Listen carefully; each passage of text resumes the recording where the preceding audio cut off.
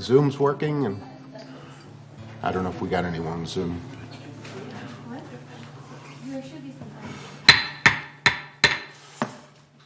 Okay, I'd like to call this meeting to order.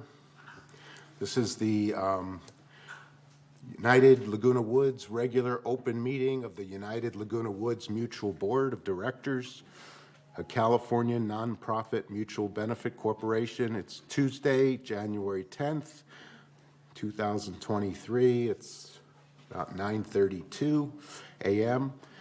and we're in the boardroom in Laguna Woods Village Community Center. And this is the notice of the meeting and the agenda. So I'm calling to order and establish a quorum, which we do have. And do we have media today? Or no, I don't. It says on there. Okay, so I guess not, or there is media. No? We're on TV, okay, that's good. So everyone have nice smiles and for our TV audience today. Let's see. So first item is the approval of the agenda. And there's one thing that was left off the agenda that from our agenda prep, and that was item 14B. Excuse me, President Ross, we need to do the Pledge of Allegiance as well. Oh, yeah, I'm sorry for that. So the Pledge of Allegiance will be led by Director Liberatore. Please stand. And with me say, I pledge allegiance to the flag of the United States of America and to the republic for which it stands, one nation, under God, indivisible, liberty and justice for all. Thank you, Tony. So getting back to the agenda, item 4, there's item number 14B that was somehow left off the agenda from agenda prep, and that was to discuss committee assignments, committee frequency, how often we're going to meet on committees.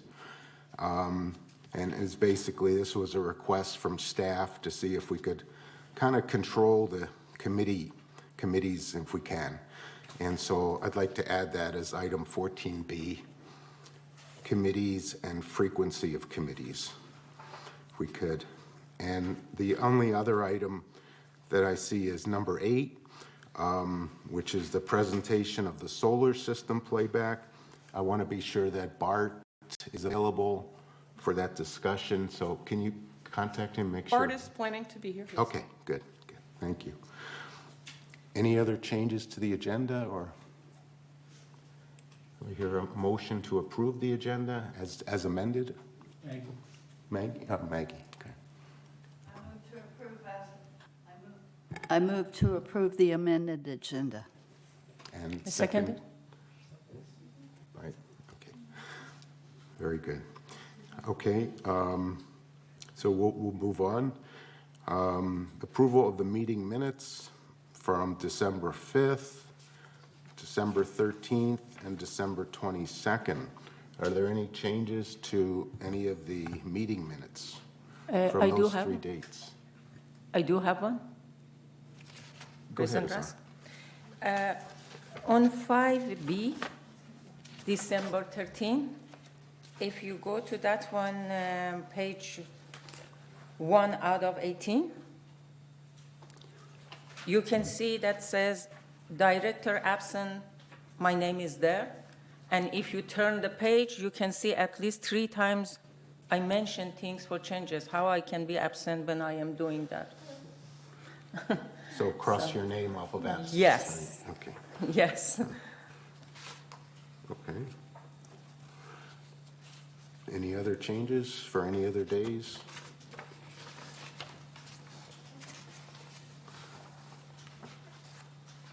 Maggie? I have a question. This says on page 4 of 18 of 5B, it has Francis Bach. Is it Francis or Allison?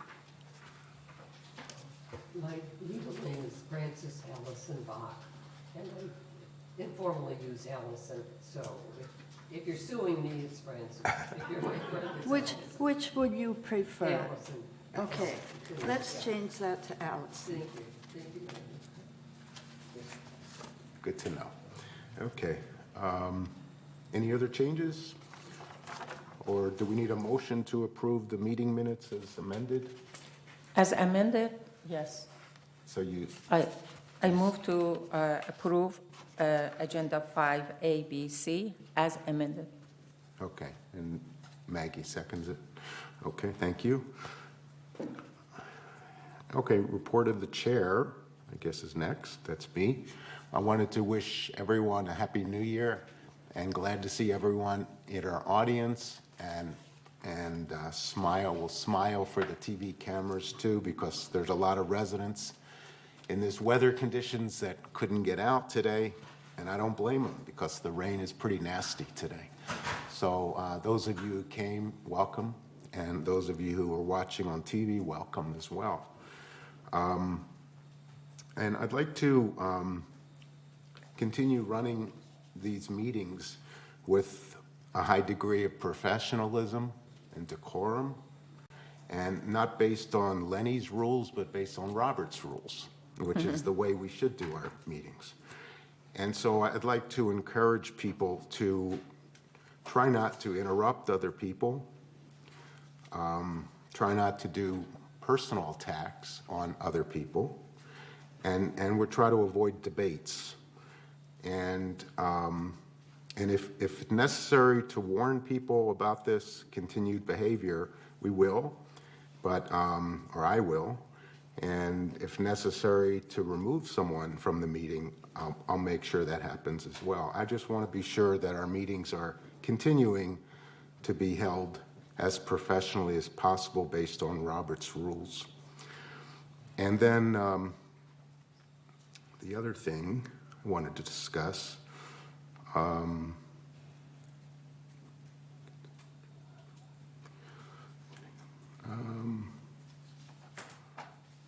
strategic plan.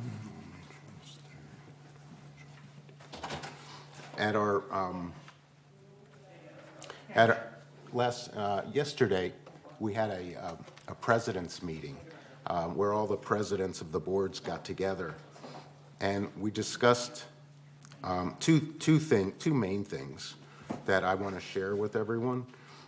And one of the things is a strategic plan. It's a kind of a long-term plan to come up with between our mutuals, and to see if there's an interest in discussing with the various mutuals to come up with a long-term plan, a long-term strategic plan. And that would be a combined plan for Third, for United, for VMS, and for Mutual 50. And at the meeting, it was kind of discussed, and it was kind of agreed that GRF is working on their own plan and would like to continue working on their own plan. And Third may consider joining with United to come up with a strategic plan. They wanted to review it with their board. And Mutual 50 might be interested as well in joining us as the third mutual to come up with a long-term plan. So I just wanted to advise you, it's still under discussion, and we still will move forward with a strategic plan, a long-term plan telling us where we want to be in 3 to 5 years. And it's important to set these plans, and we have yet to do one of these, but I think we will. So at some point, we will get together with these other mutuals and maybe combine an effort to develop the strategic plan. But it will take some time to do it, but it's something that I just wanted to let you know. The other issue that's of importance is to control the cost of insurance, which has gotten very expensive in our community. And we're going to be setting up a meeting with a new insurance company, a Zoom meeting with a new insurance company and the presidents of the boards and other people on the boards who are interested in talking to this new company called USI, and they may be able to save us quite a bit of money. Property insurance has gone through the roof and it's increased every year for the last 3 years. I think 3 years ago it was 700,000. This last year was $3 million for us, for United. And it's continuing to rise, and we have to come up with a better way to control that. So we're looking at all options and to try to control that expense. And so in the next week or two, we'll be setting up a meeting with the presidents and other board members to meet with this company. It's a third option that we haven't looked at yet, and we'll see if they could help us save some money. So those are the two announcements from yesterday's president's meeting that I wanted to discuss. And at that point, that's the end of my remarks. I wanted to go on to item number 7, which is the overview of social services. So President- is someone here to? President Ross, I just learned that we are going to need to postpone that this morning. Okay. Thank you. To another day, or? Yes, we'll Okay. do it. Bring it back next meeting. Okay, I apologize for the That's all late right. notice. no problem.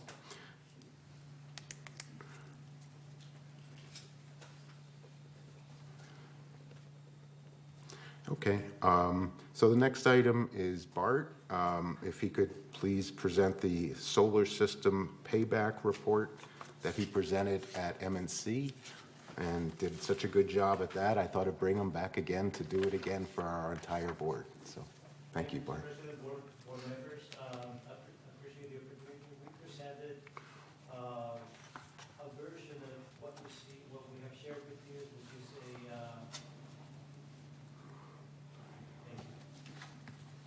a revised matrix of what you saw last month.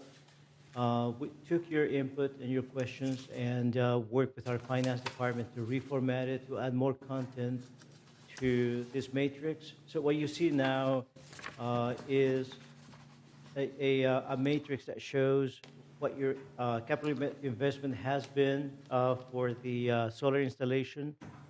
More detail as to the operation and maintenance, and we set aside a column to show the SCE charges or the NEM charges that we pay Edison to keep the solar operating. So the NEM charges, if you can,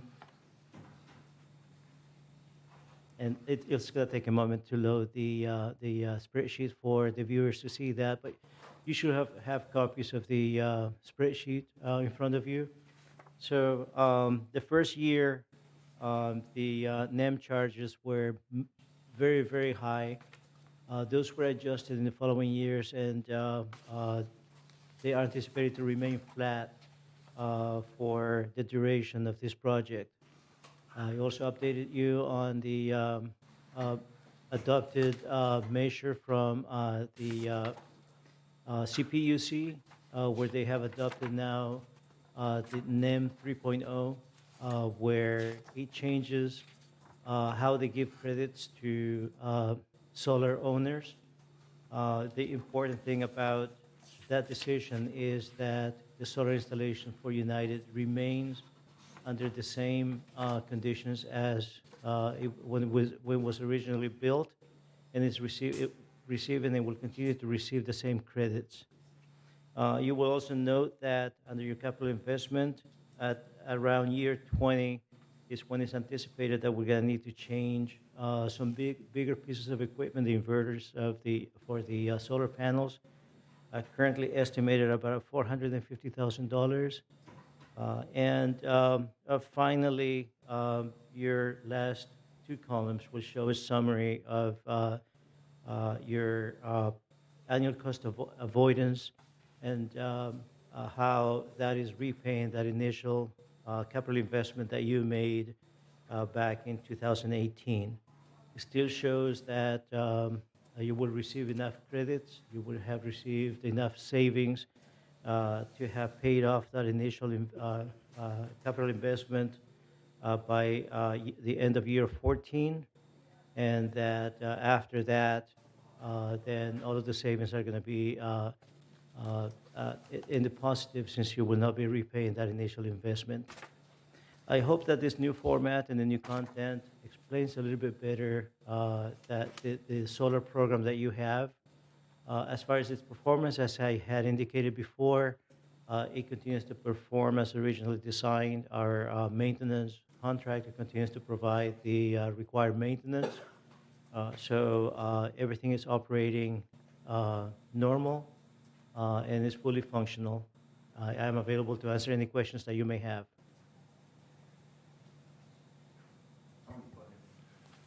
Mr. Mejia, our talk the other day about what's going to happen on April 21st. The utility companies are really trying to put the solar thing to rest, right? And make it as competitive, bring our cost of doing solar up to what the utilities are charging. Is that correct? Is that my understanding? So the net impact of the newly adopted NEM 3, which was adopted back in December and becomes in effect in mid-April, any new installations after mid-April will be subject to NEM 3, and they will have reduced benefits as compared to what you currently have. It is estimated that the time to repay that initial investment will be double based on the information that we have received now. Unless you do a combination of solar panels and batteries where you will directly benefit from the production of solar power and then for you to utilize it when you need it the most. And from what I understand, and I don't have all of the details as to all of the reasons for this plan, but it is meant to bring equity to lower income communities that are not able to afford the installation of solar panels. And it was their argument that with the current program, all of the ratepayers were in a way subsidizing the benefits for those that are producing solar power.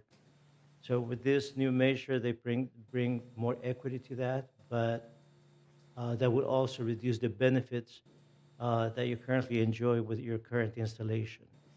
So they allow a period of time for its adoption. As mentioned, they voted on this measure back in December.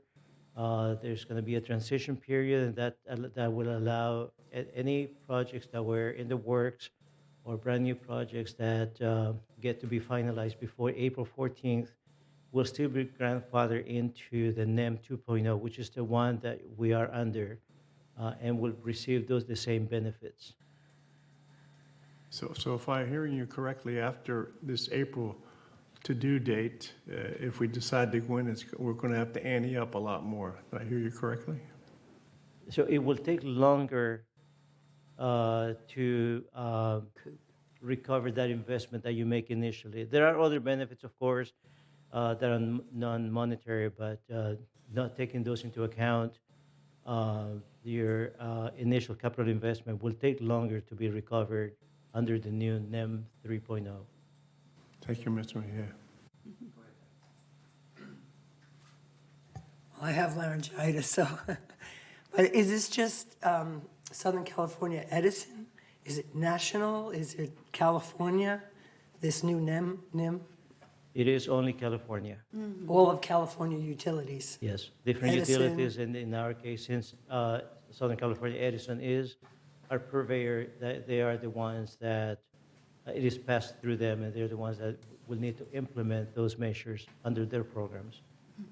So even San Diego Gas and Electric, they would be doing the same thing? Similar measure and the same requirements will apply to them as well. Thank you. Did that require state approval? So the CPUC is a state agency. I believe it lies with them, and they have the authority to approve those changes. How wonderfully convenient. Thank you. Yeah, a couple questions. I assume year 1 through 4 are based on actuals now, is that correct? Correct.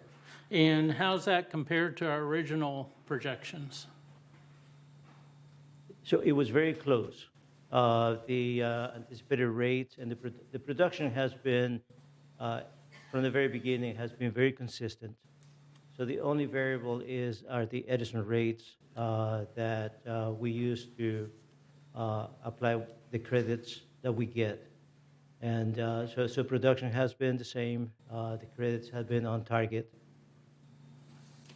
Thank you.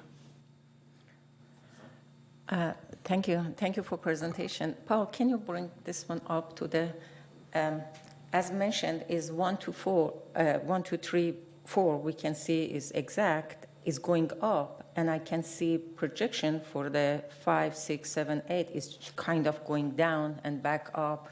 And what is this kind of going down, going up, going down? Why you said, for example, it's going to goes to the 2023 to 214, but then goes up and then goes down. What is this up and down? So I'm glad you What's bring the that. reason for that? I don't know. So if you look at your annual cost avoidance by itself, it will still show a trend of increasing benefits. But there are additional expenses that we incur in order to keep the system running. It's operation and maintenance. There have been some minor repairs that we had to do. The board approved an increase in the current budget to $35,000 per year to take into account the anticipated standard operation and maintenance and the repair of any parts that fail that are not covered by the warranty. So basically, am I understanding correct? The way that is not precisely going up all the time because of the cost. If the cost in future goes up, that means this projection is a little bit down. It will be adjusted. Am I correct? It will be adjusted as the actual expenses occur, and we will make those adjustments. The same with the rates. Right now, our anticipated rate increases are at a fixed percentage. Those get adjusted as we get the information from Edison as well. Thank you. Maggie, go ahead. What area is covered by SCE? What area of this state? How far does Southern California Edison go? North. And I do not know the boundaries of SCE. Okay, thank you. Actually, can I say it? It's Central, Coastal, and Southern California, these three areas. Question is, where is the line? See, so Is they said 50,000 square mile area of Central, Coastal, and Southern California. That's what it yes, is. okay, so is that Bakersfield? Is that Sacramento? Is it San Francisco? I mean, this is what I'm thinking of. When does Northern California Edison come? And how does that compare?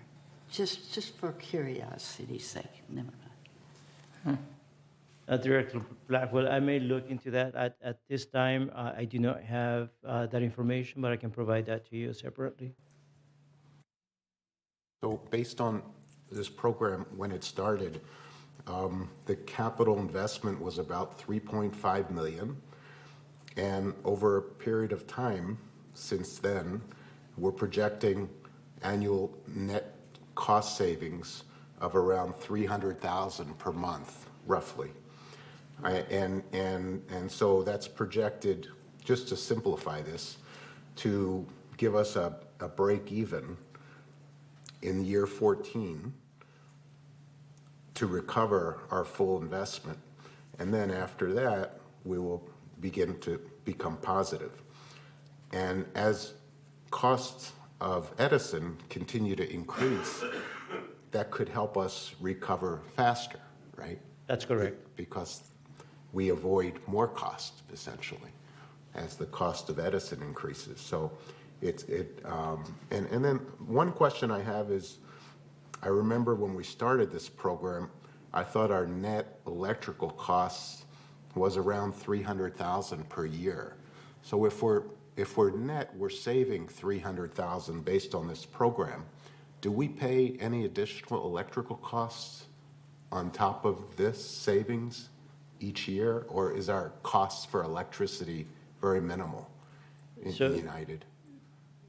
Let me try to answer that question. First is the solar installation that this program provides benefits to is for a number of specific accounts that they call it aggregated accounts, where they have been combined.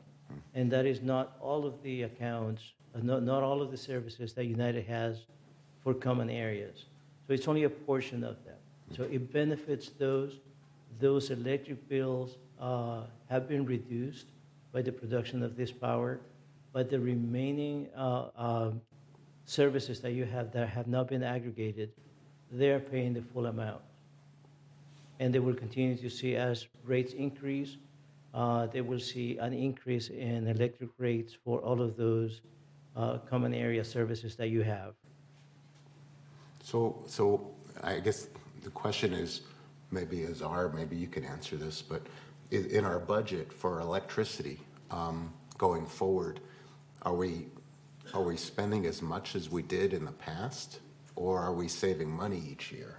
I don't know. Since we began the program, I think that we should be effectively about breaking even. We shouldn't be paying for additional electrical costs. It's in the common areas I'm talking. Regarding to the statement in the finance, I have not seen specifically mention any saving or writing maybe is included, but I have not seen specifically a line as a saving for solar. Okay.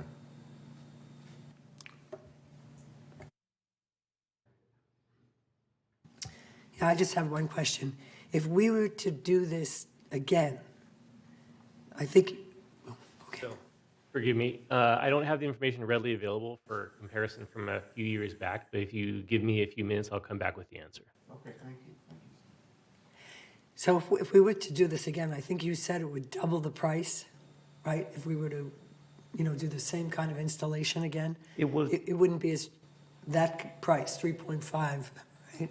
So the customer installed a similar solar project like the one that you did a few years back would probably be in the maybe 25-30% more than this amount, but the time that it will take to recover that investment Would be longer. will be double.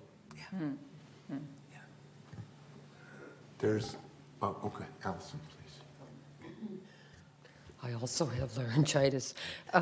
Approximately what percentage of our electrical use is covered by solar, if you had to estimate? And I do not have that figure with me.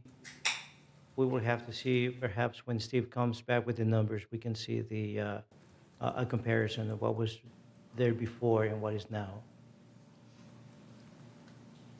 So I have a comment going forward, and it's based on what Diane had talked about too, is that there's now discussion about next generation solar for recharging our vehicles, and whether we should be involved in that as a united community or not. And the technology continues to change very quickly. And so right now, the clubhouses rejected the idea to be put into the clubhouses. I think 3 of the clubhouses was the plan. And their cost was going to be about $75,000 to set these up per clubhouse. Anyway, they decided not to go that direction.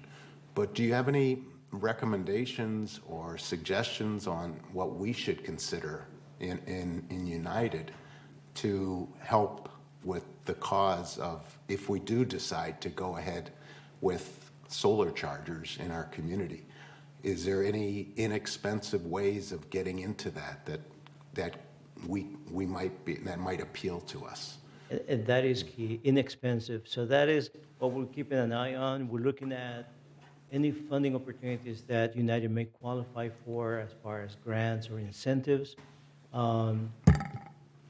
this new program, NEM 3.0, even though it doesn't look advantageous at this time for solar installation only, when combined with storage, which can be used to charge vehicles at any time, it will probably make more sense. And I will be providing updates as new opportunities come up to give you an opportunity to make a decision if you would like to move forward with a project that will receive some incentives, will reduce the initial capital outlay for this type of project, and provide a return on that investment that will be in line with what you have, what you approve for the original installation, somewhere in the 10 to 12 year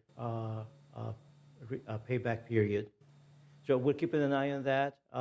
We hope that there are incentives for infrastructure upgrades that will allow us to upgrade electrical panels to provide 220 volt outlets at carports. That will be much more convenient than having the open areas. Parking has been and will continue to be an issue, and when you dedicate parking exclusively for charging, it reduces the available parking for the rest of the community. So we keep that in mind as we move forward with projects and opportunities. Okay. Thank you. Thank you very much for your presentation. Any other questions? Okay. Thank you, Bart. Thank you. Thank you.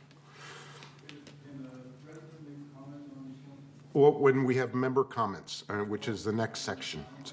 So let's talk about that.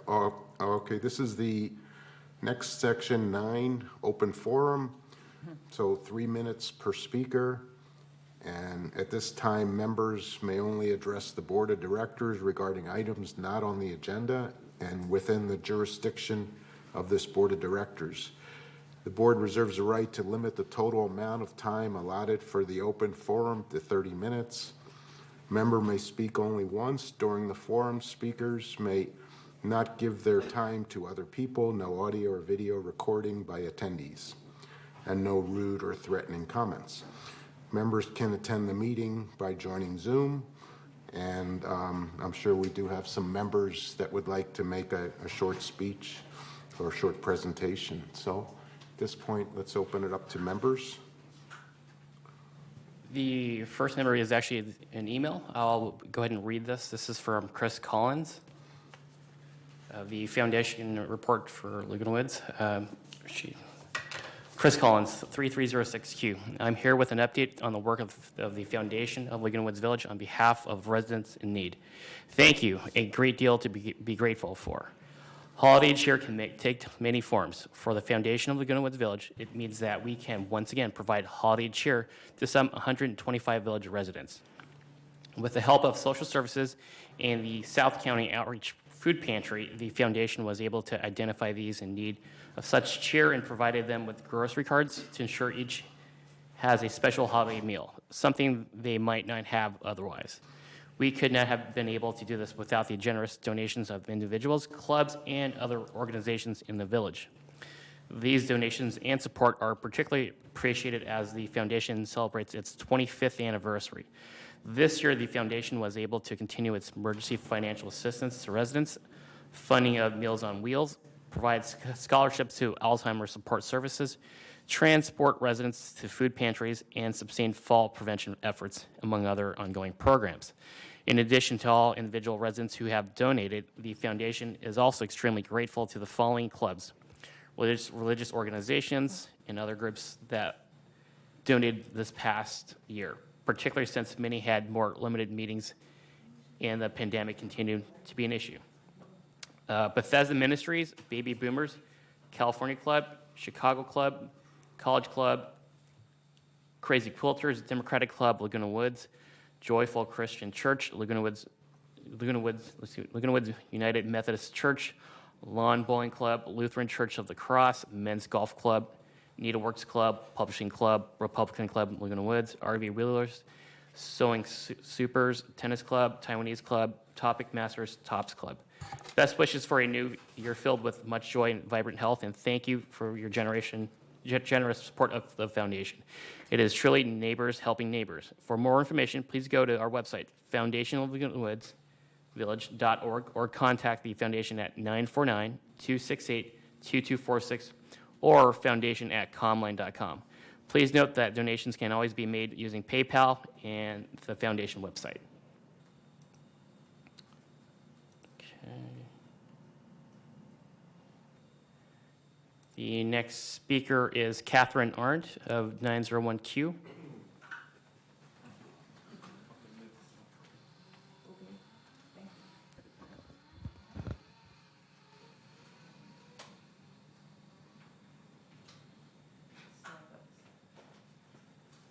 Hello, my name is Kathy Arndt. I live at 901Q. I'm confined to a wheelchair due to a spinal condition that I've got. And this is causing a problem for me with parking. I recently purchased a handicap converted van, which has a ramp that goes out the side. And it makes it difficult to get into the car when I'm in my carport space, because the car next to me does not allow enough room for the ramp to completely deploy. So I would like to petition for a designated handicap spot that I could use in the outdoor parking by my building. The specific spot would allow me to deploy the van or deploy the ramp and not have to, bother the neighbor in the next parking space over and so on. So that's my issue. Did I say everything right? So you'd like to have one of the spots reserved for you that's closer to your residence, is that right? And then make it a handicap spot? Yes. Yeah. Yeah. That should be, I think that should be brought up at our M&C meeting. That is correct, and maybe Bart in the audience can share the right direction for this resident to please follow. Okay. Yeah. Oh, let's let Bart. Oh. Yeah, I just wanted to make a comment. There's some additional information. She's been to several different committees and places, so there's a little more, but Bart may be able to handle that. Okay. Thank you. I just want to say that we went to resident services first. They sent us up to security. We talked to security, and then they said we had to go to this other meeting, which isn't going to take place until now, February. We've been doing this since November. And then the people at security, Cody, said we needed to come to this meeting. So we came to this meeting. So that's the steps we've taken so far. And the gentleman next to you is Bart Mejia. He's our Assistant Maintenance and Construction Director, and he'll at least be able to get things moving. And that is correct. Now that the request has been made, I believe that the correct committee that this one should be reviewed by is the Maintenance and Construction Committee. We will add this to the agenda for discussion. Is there anything that we could do ahead of that time to facilitate this request? Because they've been through several committees and several meetings, and, rather than waiting another month, we know their request, and have you had a chance to put it in writing, what your request is, or make a report? Or? We went actually to resident services and talked to them. Okay. Then we sent a request in writing, an email request to security, to Cody, back and forth with him. And then he sent us here. Okay. So I think that we should be able to facilitate this request sooner than another month. We know what her request is, and we shouldn't continue to give her, more time to get more aggravated. And we should be able to come up with a solution sooner. So if you want to talk to me about their request, because I'm the chair of M&C, I could make a decision sooner than when the meeting takes place. We will consider that. We'll consider a special meeting as well in case the committee vote is required. But we will provide updates to you shortly after this meeting. Okay, thank you. Dan, go ahead. Yeah, I was just wondering, are all cul-de-sac, are all carport parking spots created equally? I think like mine is a little bigger, you know, I mean, and if I move my car over more, I'd have more room on the driver's side. And then maybe if they had some kind of arrows that would stop you from parking, I don't know. I do not know that they are all the same dimensions, but I do know that Because she could swap or something. the existing parking spaces are not big enough to deploy the ramp between two cars. So that becomes a challenge, and we will consider that as we deliberate the request and the available options for handicap parking and the deployment of the ramp. That's good. If you could, Bart, if you could come back to me like within the next few days with what her proposal is and what your recommendation is, and then we could make a decision, you know, to expedite this process. Will do. Okay, thank you. So we'll let you know what we come up with, but it'll be much quicker from now on. We'll come up with a decision and let you know. Just one more thing. The space that would work for her is the end Yeah. that goes into where the planter and the sidewalk is. So that way, the thing goes out to the sidewalk. It doesn't interfere with anybody else. If we put a handicap sticker on that spot, how would we prevent other people from parking in that spot that live with you, you know? President Ross, we shouldn't discuss this here. Yes. Let's leave it in Bart's All right. capable hands, Okay. and we'll All come right. up. Yes, sir. All right, And talk well, with we'll you. work it out. We'll work out and we'll get back to you with a solution.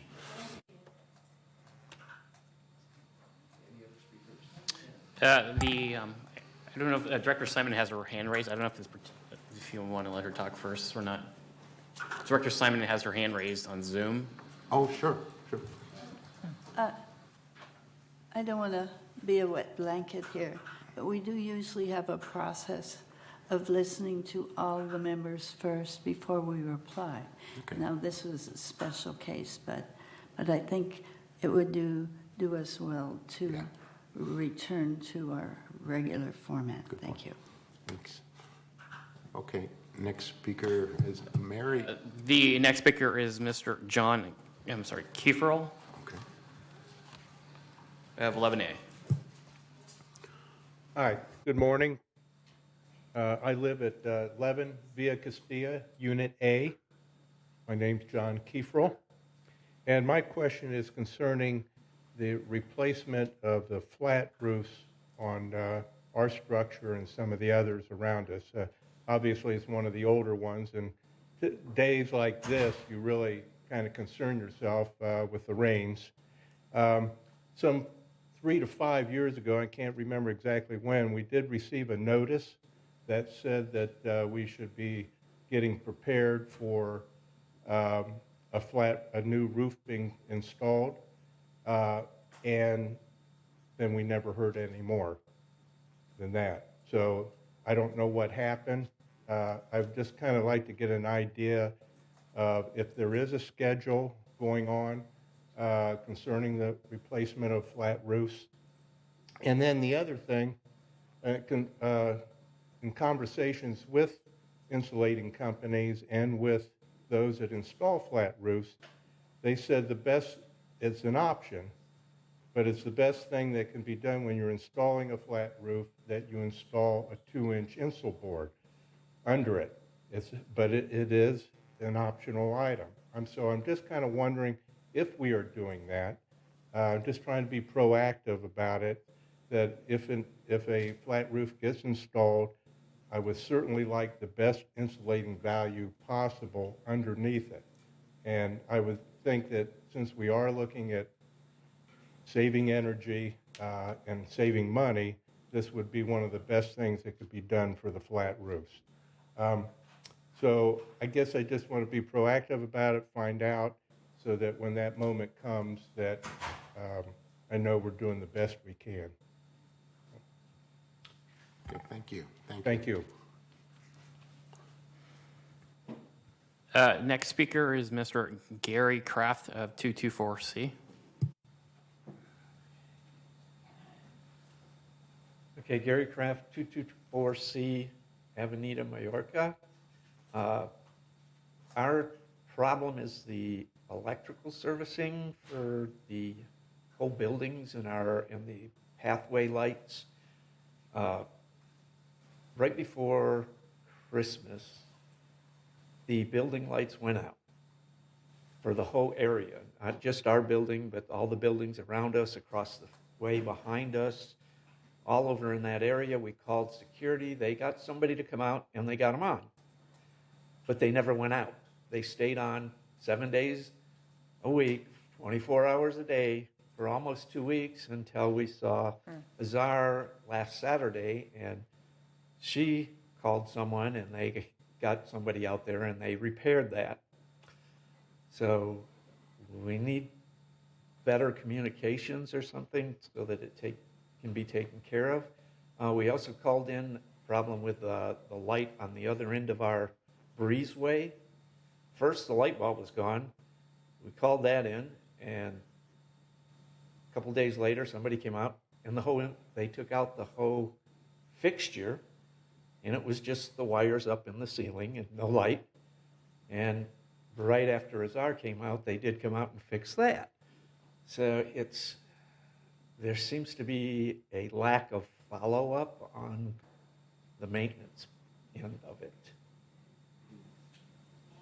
Okay.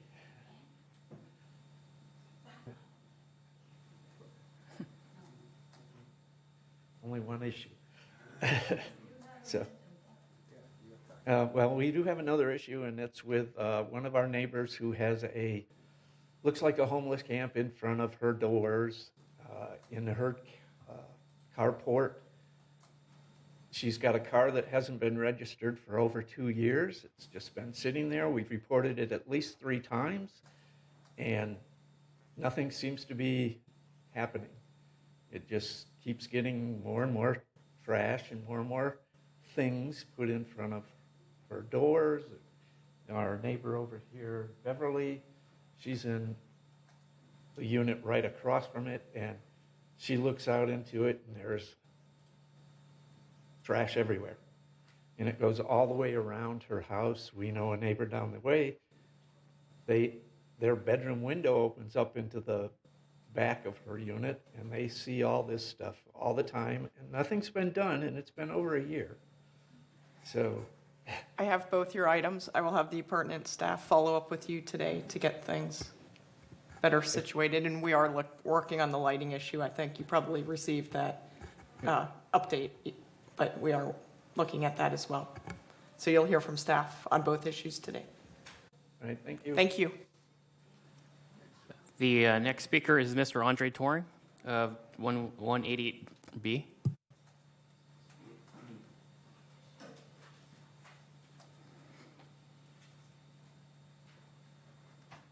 Thank you, Board. Appreciate your effort in this, helping us out.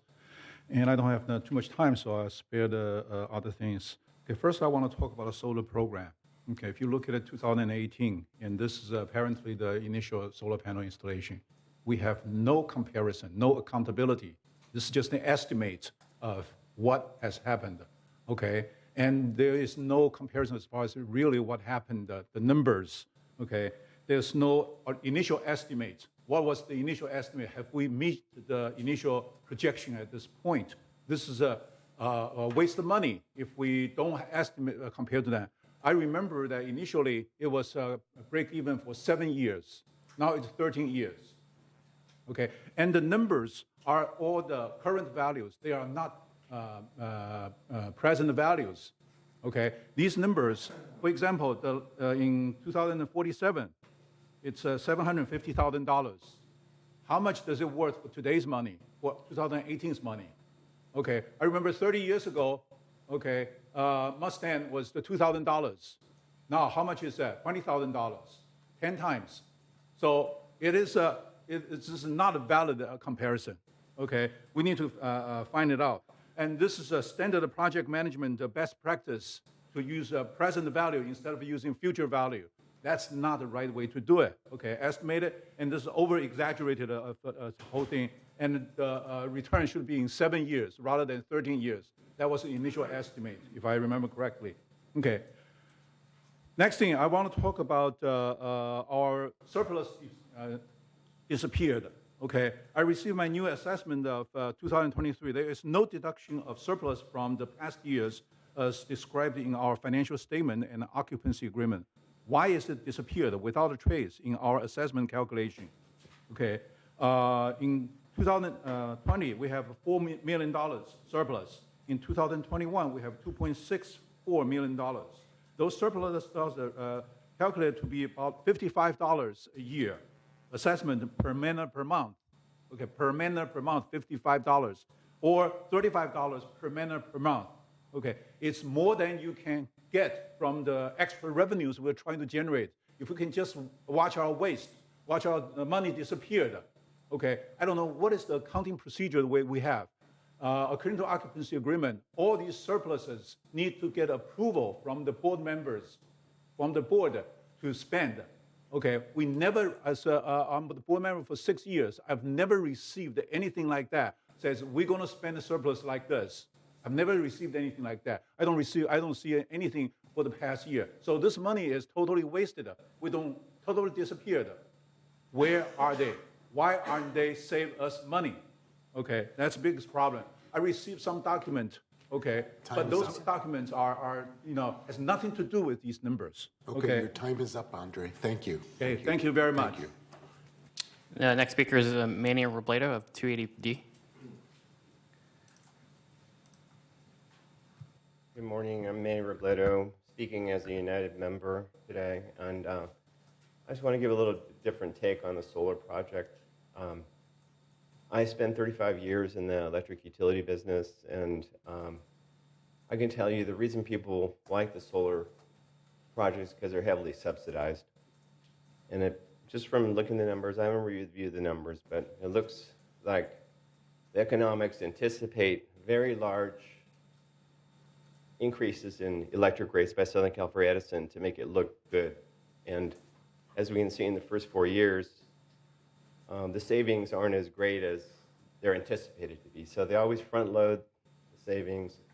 So my point, I'll say my point, and I'll say a couple other things. My point is the people who made money for sure out of that project were the manufacturer and the developer, because they got their $3 million and they're gone. And then we are in the power bit. We find ourselves in the power business, which we're a community. We're not a power generator. But then they say, well, it's so easy, just be a power generator. And now we're a power generator. Now we have to worry about the inverter going out at $500,000, and we have to worry about maintaining it and taking staff time to analyze it. And so another thing I'll say about the electric utility industry in California is the politicians are forcing them to be 100% green. So the electricity that's coming out of the wall is already going to be renewable. We don't have to do it ourselves here with a solar panel. So I guess I just invite you to look askance at these people coming asking for money and selling us like Jack and the Beanstalk, 3 magic beans for the fatted calf. So it's done. It's good. We have solar, but no more. I don't think it's a good thing for the community. And with regard to electric vehicles, again, with the subsidies, we live in a place where we just have one parking space, and I think this board has made a good accommodation treating electric vehicles like golf carts. But to say we're going to rip out all the electricity and put in 220 just because they want it faster, they're able to live with the trickle charge. And if they don't like that, then they can go to the GRF facilities that are provided at the community center. So, and my last thing, I have 27 seconds. I'm a conservationist. I like the environment. But for someone to just say solar this, solar chargers, so they're good. No, they're not necessarily good just because they're solar. Solar's good, but solar in the desert is a lot better than solar here. I mean, today it's raining. The solar's not working too well here in the rain. Anyway, thank you very much. Any others? That's the end of the member comments. Okay. Response to open forum speakers. Any responses to any of the speakers? Oh, Steve. Thank you. The question was asked, how much were we spending on average prior to the installation of the solar versus what you're spending now? So between 2013 and 2016, the average expense for utilities was $410,000. From 2017 through 2022, it's been $140,000. So annually, you're seeing about $270,000 cost reduction. Yes, please repeat one more time, Repeat those numbers. and slowly. Sure. From 2013 through 2016, you averaged $410,000 specific to United. And in 2017 through 2022, it was $140,000. A difference of $270,000 Okay. So we did save $270,000. on average, correct? On average. That's good. And would you like, while you're there, respond to one of the other residents regarding the surplus? Sure. So in both 2020 and 2021, there was not an operating surplus. So part of the confusion has to do with when we present on an annual basis the audited financial statements. That dollar amount is consolidated, meaning it takes into consideration both your operating and your reserve funds. So each year when you see the audited financial statements, you see a positive amount, a net income equivalent. But when you spread that dollar amount out to just the operating amount, unfortunately there's been a deficit in both years. So, and most of that has to do with your property insurance, which has been increasing the past couple of years. For instance, I want to say back 4 years ago, you were averaging about $700,000 in property insurance. Right now, you're averaging about $3.5 million. So it's been increasing on an annual basis. We're doing what we can to decrease that going forward, but that's been the reason for the deficit for the past few years. And then furthermore, forgive me, we will be going and entering a kind of a FAQ, a frequently asked questions, on the website. So to answer this question, that way if someone asks it in the future, we will direct you to the website and give you an explanation further. You're preparing a written response to that question to send out within the next week or two? Correct. I'll provide the information to the board. Correct. Okay. Yes, that's important. Thank you so much. Thank you. Okay. Response to any other responses to any of the speakers? And now we have Director Cash Apokar, response to past open forum speakers on past issues. Do we have any? Thank you, Mr. President. I do have a few responses here. First is, can I say the name or no? What do you think? Yes, it's the name, because they came here with the name and manor number. Okay. The name, Elizabeth Romano. She was asking about harassment complaint she sent, complaining about the drop-in lounge TV being set to Channel 6. She alleges having aired on the channel is elder abuse. She's saying keeping the Channel 6 is elder abuse. She should be allowed. The drop-in lounge is open to all residents, this is the response, as a social location. The TV is set to channel TV6, it's a village channel, to eliminate harassment issues that occurred in the location some time back, when the residents were fighting over various channels. She wants to reserve the reserves to be used so she can get a loan on her manor. This opinion is received and we'll look into it. Next is by Chris Collins, 3006Q of the Foundation Update, not available. Next one is John Beckett, 364Q. His issue is bring an independent accountant to check GRF financials. GRF financials are audited annually and the findings are reported to the residents, is the response. Follow up on the 800 homeowner signature petition is another request he has, and GRF legal counsel deemed the petition invalid. The request was made to the members that do not directly manage GRF daily financial determinations, and the petition's reasoning was based on inaccurate information. Nevertheless, GRF added this topic to their agenda, number 12F, at the December board meeting, where the correct information was once again provided. In addition, a letter was sent directly to the members about why the petition request would not be proceeding. Next one was from Mr. Andre Torng of 188B. He wants to get answers regarding current legal issues. The response is, for the privacy of individuals involved, legal issues are discussed in closed sessions only. His other question was questioning the spending on solar projects should have invested somewhere else with ROI, or return on investments. The response is, per Director Simon, money has already been spent on this project that was approved by the board members at that time, and it can't be done. Next question is from Robert Cunningham of 748C. He is questioning the emails he received from Director Casey. He is asking if email solicitation is a violation. The response is, per Director Asghari, candidates can email the residents to introduce themselves.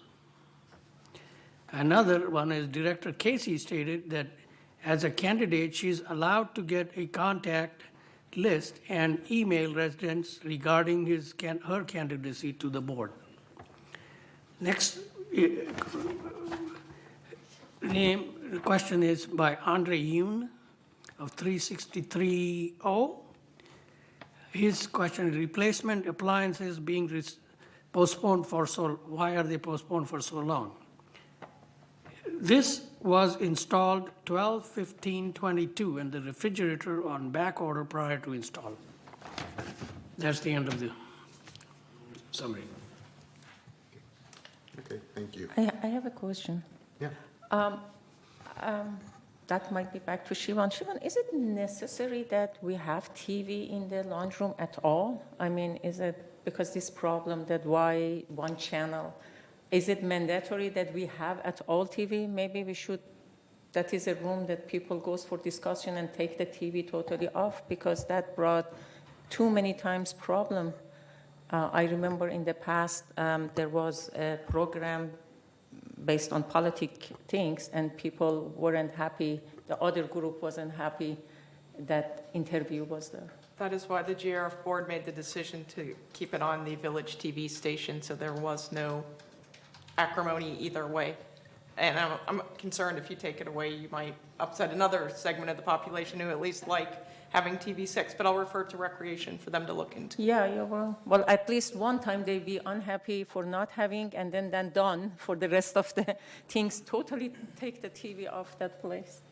That's just suggestion. I'm not ordering, I'm just suggestion. Okay. Great, let's go on. Tony, please. Thank you, Mr. President. Let me remind you that we have several TV sets in the gym right out here. If you turn off the drop-in lounge, you're going to turn these off too, or you're going to start a war. Okay, let's go on to item 11, VMS board update, and Director Robledo, please. Good morning, Mr. Chair, members of the board. I have a PowerPoint presentation there.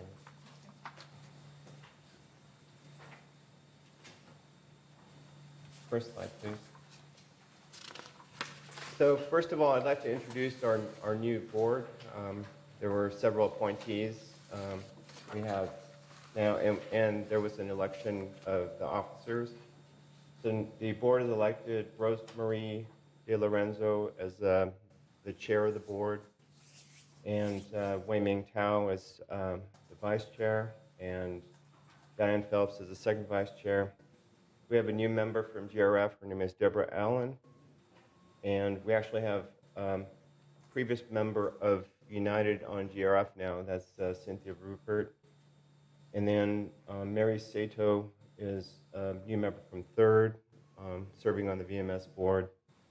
And then we have a new member from United, Homa Afshe, and Norman Kahn and myself are also members from United serving on the VMS board.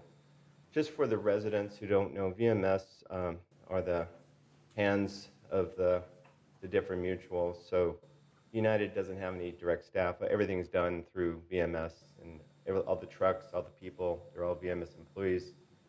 So you can look at VMS as the property manager. If you own, United owns the home, and VMS is the property manager. And we follow the direction of this board and of Third and of GRF.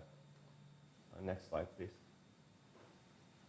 So the second thing I'd like to do is talk about our planning, because it's a new year, and one of the things that the board has scheduled is a strategic planning meeting on January 25th, and it's going to include not only our board, but the input from the members from United, Third, and GRF, and we'll get together and decide what are the strategic priorities that we should be focused on. Of course, we have our day-to-day standard operating procedures, keep the trains running on time, but the improvements and the projects that we want to address and improve during 2023 will be addressed at that meeting. So for last year, we had a strategic planning meeting, and these are the goals that were produced collectively by the mutuals that participated. Last time it was on Zoom. It wasn't as free exchange of information. This year is going to be in person. So the first goal was provide excellent customer service. Second one was facilitate operational excellence and sustainability. Third one was working with boards to maintain financial stability and longevity of the village. And then number 4, attract and develop and retain high quality staff. Next slide, please. So I'll just briefly give you a little bit of a flavor of things that had happened in 2022, and they'll feed into our planning for 2023. So along the lines of customer service, excellent customer service, there was a focus on the call center and the backup of calls, and improvements have been made there. The average call time is down to below 3 minutes for both regular resident services calls and the broadband calls. And there are less dropped calls. The call success rate is in the mid to high 80s. And there's more to come there. Go to the next slide, please. And then also matter alterations and is below 2 minutes with a high answer rate. Now our goal is that we get it above 90%. So there's still some work to do there. And we have training in our staffing. We kind of shift the staffing based on the peak time so that when we know people are calling, more people are on the phone, and less people are in the walk-in service. Also, there was an issue with items that weren't resolved by the person on the phone or in person, and they get escalated. So, for example, something isn't working in one of the clubhouses, or something's not working in the washing machine room or something, and that gets reported. That was falling through the cracks. Nothing was getting back to the residents. So there's been established a procedure so that those people are followed up with, and they are the communication is improved between the VMS and the residents. So there's some attention there. We call it escalation improvement. What it did is each department now has a communicator. So once it gets out of the call center, there's a communicator in each department, and that follow-up is provided at the departmental level. So further improvements made. Next, please. One of the things in communication is good is listening. That's why we have 2 ears and 1 mouth. So last year, under the communications department, they set up focus groups to hear the concerns of the residents directly, and there was care taken to choose people at random and choose people from different sectors of the community. And we did learn a lot from that, and that's going to be incorporated in the strategic planning, and we think it was a good thing. We did that, so we can listen to our residents where they think there are concerns. The process for sales was streamlined, somewhat taken off, a little bit off paper, and I think the number of days to approve a sale is good. We had an open house for the contractors so they can understand our permitting system and how to get things done in the village. Communication with that will help the residents when they go to do alterations. They have contractors who know how to work within the system. And then for 2023, it's in the works to replace the telephone system, the state-of-the-art telephone system, where if it is a busy time, they'll give the option for a callback, like many people that we all deal with, so that you don't have to wait there on hold. You'll get your call back and you don't lose your place in line. So that's coming. And the revamping of the village website to make it more user-friendly. Those are 2 things that are coming with regard to communication. Next slide, please. Operational sustainability. As you can see throughout the community, almost everything is open to pre-COVID levels, which was quite an accomplishment, restaffing, hiring, especially in this job market. We had a look at our fleet, and we're on the way to reducing the fleet and right-sizing the fleet so that it does what it needs to do at less cost. It's going to save like $610,000. Water savings, we're putting in a irrigation control system that's going to save a significant amount of water. So both from an environmental standpoint and a money standpoint, this is a win-win situation. And there's a refocus on safety. Safety is good for our employees' morale. People go home to their families every night, but it's also good finances because you avoid costly insurance with the workers' comp and things like that. Next slide, please. Supporting operational excellence. Sometimes the people in the trenches know how to do things that the manager hasn't thought of. So we put in this bright ideas thing that has a reward for a bright idea that's implemented as not part of the regular job. Then they will get a reward, a financial reward, which isn't a percentage of the savings. It's more of like a one-time thank you. And there's an enterprise resource planning system going into effect that'll track things from a finance point of view, but it also standardizes workflows so that you have the institutional knowledge in one repository. And we have a lot of improvements that are planned based on that to increase efficiency and make sure things get done and don't fall through the cracks. Streamlining governance meetings, I think that's on the agenda today, right? I guess the feeling there is there's a way to get the work of the boards done, but maybe hopefully streamline them so that it's not overly burdensome on the staff. Next slide, please. Financial stability. One of the things that we try and do with BMS is recognize that we have upward pressures on cost, but we would look for efficiencies to offset that, and we think we did that in the budget process and held the assessment down. Employee health insurance savings, which was a good negotiation, $500,000 savings on health care, but it didn't reduce the services I think it might have improved the services to the employees. Key performance indicator monitoring.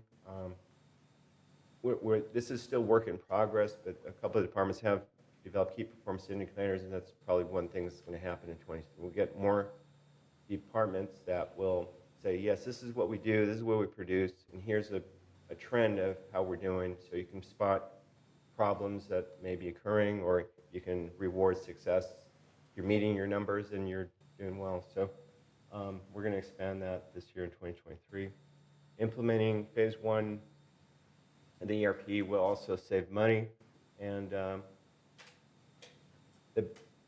VMS has been working with the mutuals on the insurance issue to support them in getting them the insurance costs down. Next slide, please.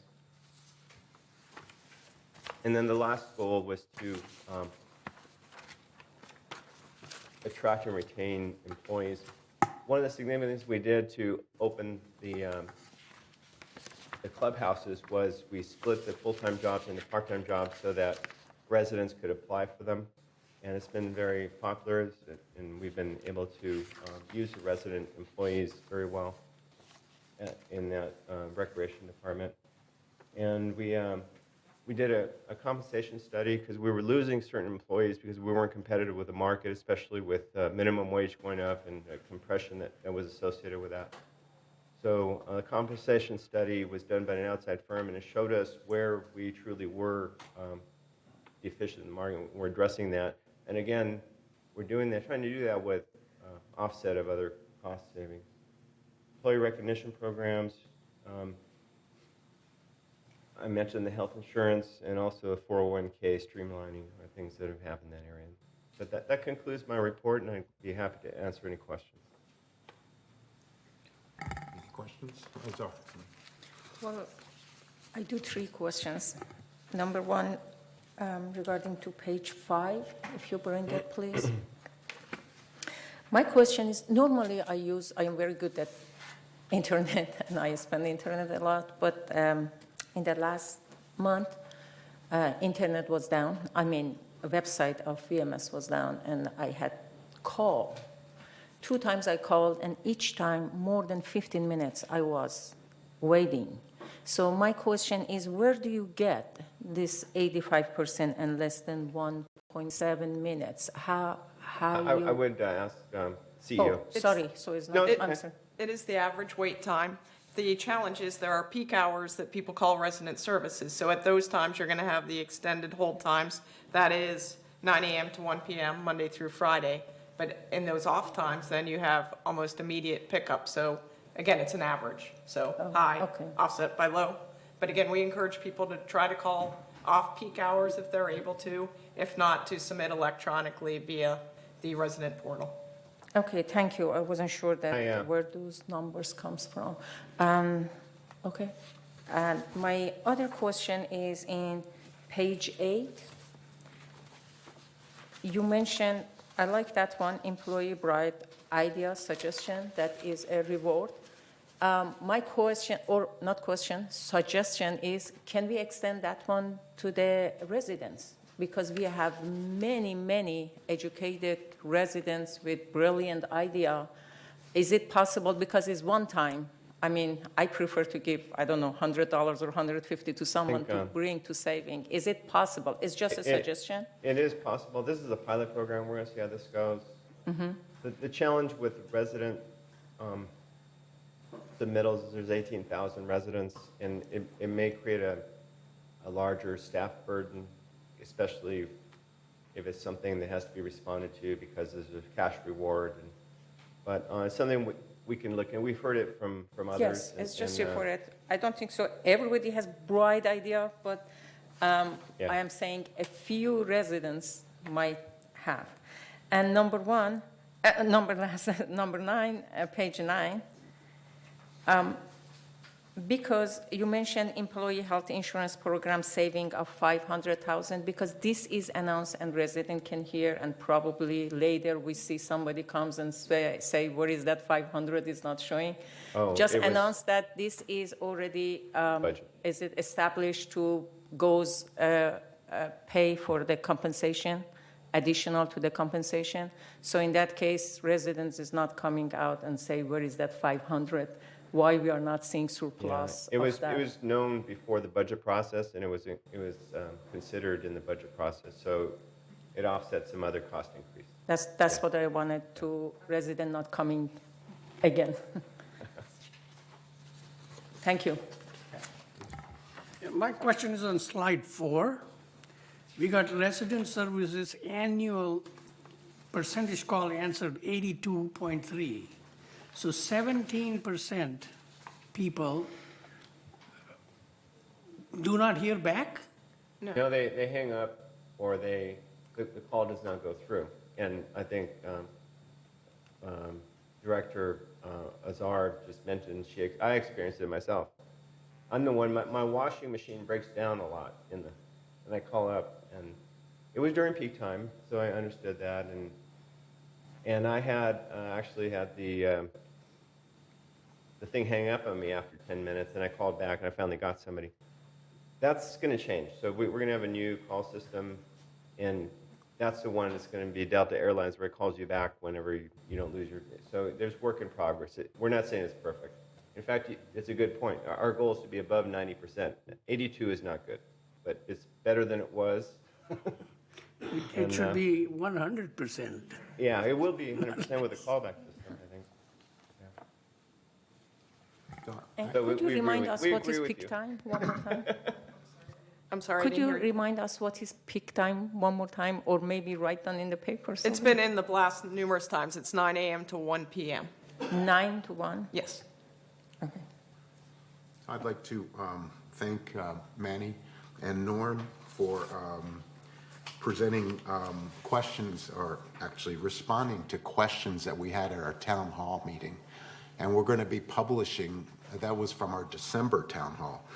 We're going to be publishing those in an e-blast. So thank you for your efforts to provide those responses.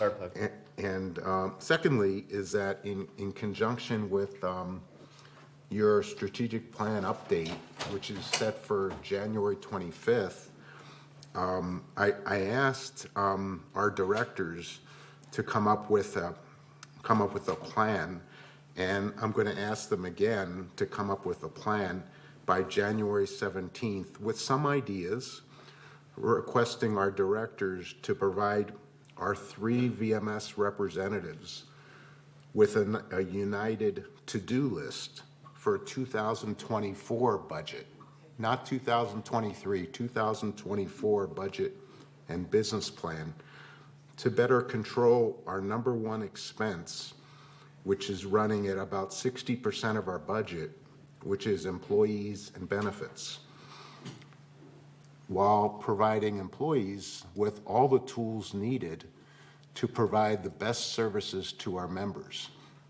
So we have to be careful. We have to be vigilant on our ideas. But for example, there's a union contract that's set to be renewed in November of this year, this year. And so that's an issue that might be included in our recommendations to take a very, very hard look at that union contract as we get closer to it. But there's other items as well that I'm asking our board. Some of our board members have already come back with a response, and I'm asking the rest of our board members to just think about some ideas that you might have that we could task our representatives with on VMS to try to better control our expenses. And so that's all I need to say about that. Any other questions for Manny? Okay, thank you, Manny. Thank you. Okay. Next item is the CEO report.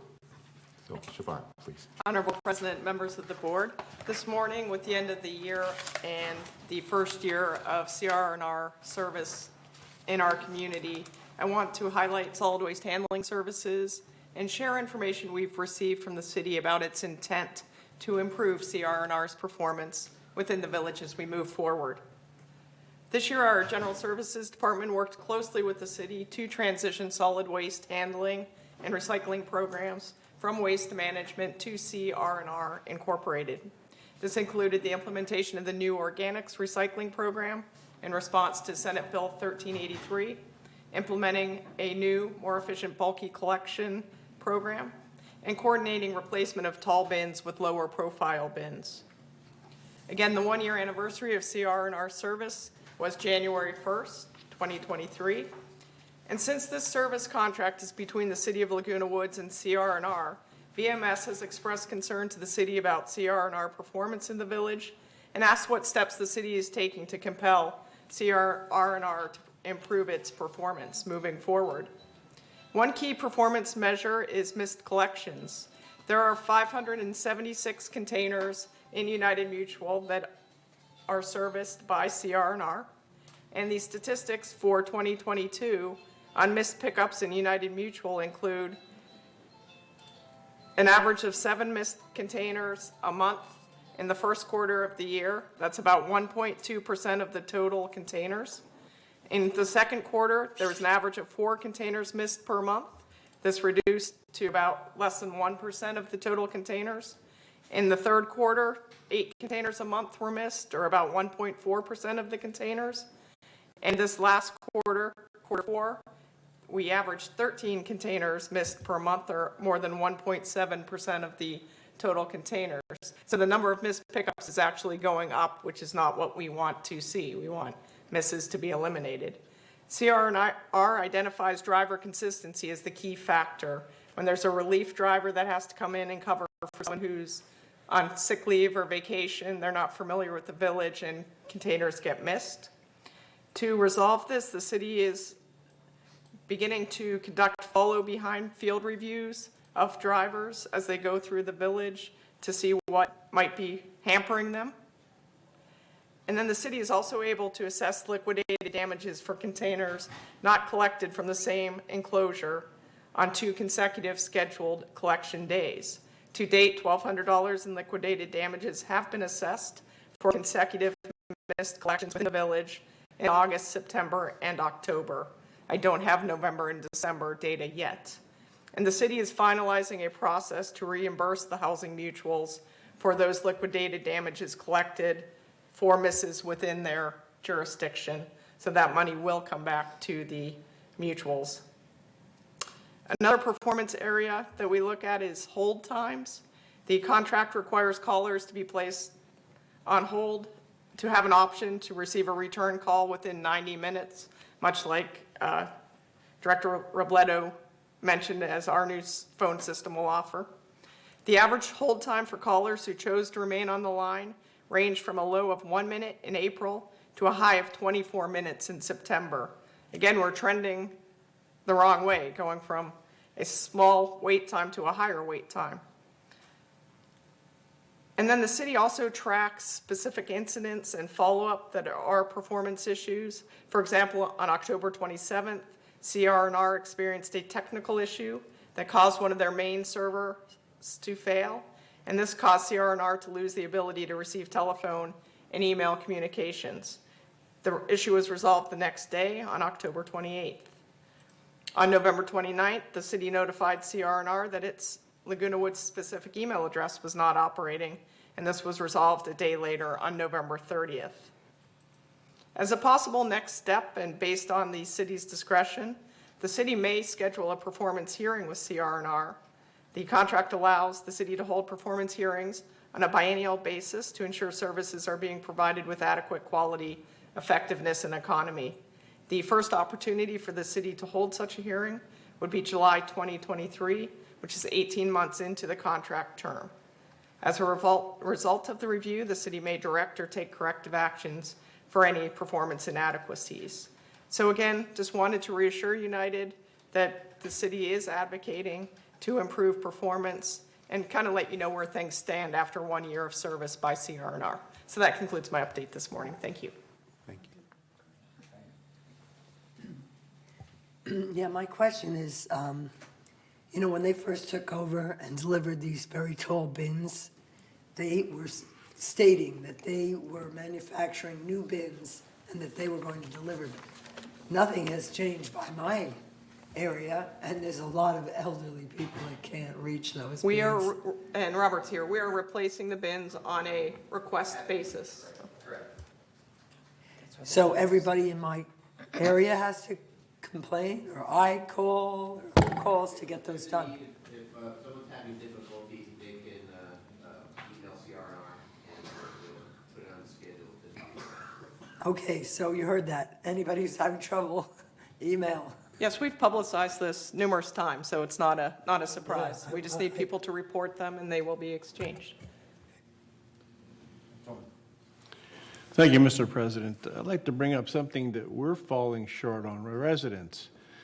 Where I take my organic garbage, there's somebody up there that opens up the blue containers, and I've been working with staff on this. This is not a Laguna Woods Village rule. This is a health department rule. Now it's raining, so all that water is getting in that blue container, and when the guy picks it up, put it in the truck, it's all over the floor, whatever's in there. So we have some work to do ourselves. I don't know how we can catch this person, but something has to be done because it's a health hazard. Thank you, Mr. President. Thank you. Mary, did you have your hand up? Oh, Mary's not there. Mary, can you hear us? Yeah. A couple quick questions. Is there something besides the village driving the city's decision on CR&R, in your opinion? Or is it pretty much the village that drives that? I'm not sure I understand your question, but they awarded the franchise last fall to CR&R after a competitive process. Right, and are you happy with the response you get from them? Oh, when we okay. I'll let address Robert problems? address that since he deals with them on a consistent basis. And the question is, are we happy with the response we're getting from CR&R? From the city about CR&R? Yes, as Siobhan just went over, they've been keeping us informed of the steps they've been taking to, compel them to provide better service. And both CR&R and the city, they've been good partners. It's just been a big task to get them up to speed the last year. But I think we've made some good progress. We do have some good partners both at CR&R and the city working with us. It's just been a heavy lift, but I believe we're getting there. Okay, thank you. Robert, again, back to the trash can. My question is why we should wait. It is a 50 plus, many of them handicapped, many of them short, old. It is a problem. And I know you mentioned, I am one of them that I called and changed it, thank you so much. But some of these people, I don't know, they are shy or maybe they don't know how to call or ask. When they see, personally, they complain, but they are not riding. So when we can solve this problem at all? I mean, what is barrier that we cannot change all of this to shorter one? This doesn't work. It really doesn't work. This big, tall, heavy one. The challenge is that the contract that the city developed does not address bin height, if I am correct, Robert? So this Right. is being done not out of the goodness of CR&R's concern, but Right, when they implemented the contract, they purchased the trash bins that were available to purchase. They put those in place. They are, as you know, manufacturing, so they're buying their own sheet metal, casters, lids, and welding these things together. And by people calling in and requesting them, we're able to get those to the people who are requesting it first. They don't have these bins where we can just order and put them everywhere. So by having people call in and request them, we're able to prioritize those that need them, that are requesting them, and roll those out into the community. I heard this answer before, but my question didn't answer at this point. Mm-hmm. You keep saying they. My question is how we can solve this one, how we can, as a petition in the Laguna Woods, and it's not for United, it's for Third. Mm-hmm. I was there, and then there is a forum that people writing about that. So how this look like a small city. I mean, not a small, it's a city. It's 18,000 people. How we can write them to the city or something, it is a problem for us. Change the contract. It's not in the Bible, it's in the contract. We can change it and says, hey, this doesn't work for this city. the best thing we can do is convey it to the city and CR&R executive management. We have a meeting, or we're scheduling a meeting with them coming up, and we will convey that desire. Thank you. I look forward for an answer for that.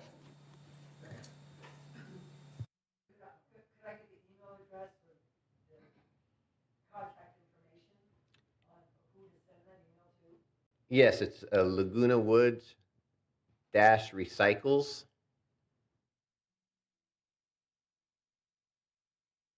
at crnrmail.com.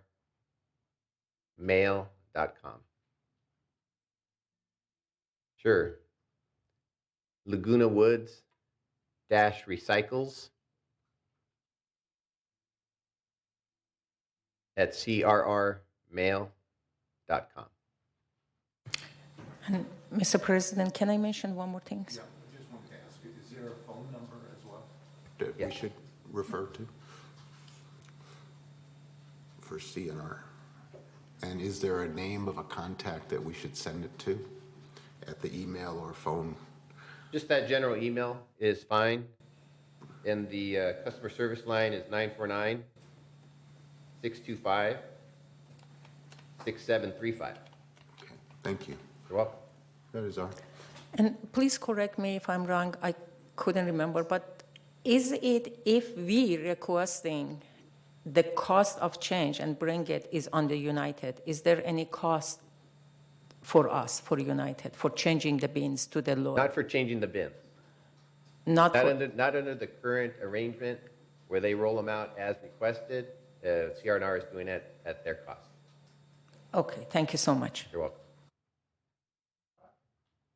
What I think is a shame is that CR&R, they've been doing this business for a long time, and they had to be aware of our community, and what, those trash cans would do. Director Casey, if I can just bring your attention, every trash company was implementing Senate Bill 1383 at the end of last year, the start of the new year. Bins were scarce, so I think everybody purchased what they could purchase to be able to, meet the merits of their contracts. Not saying that that's right or wrong, but that's the circumstance that, all of California was implementing the Senate bill at the same time. I see. I'm embarrassed for my cul-de-sac. I'm embarrassed for the residents.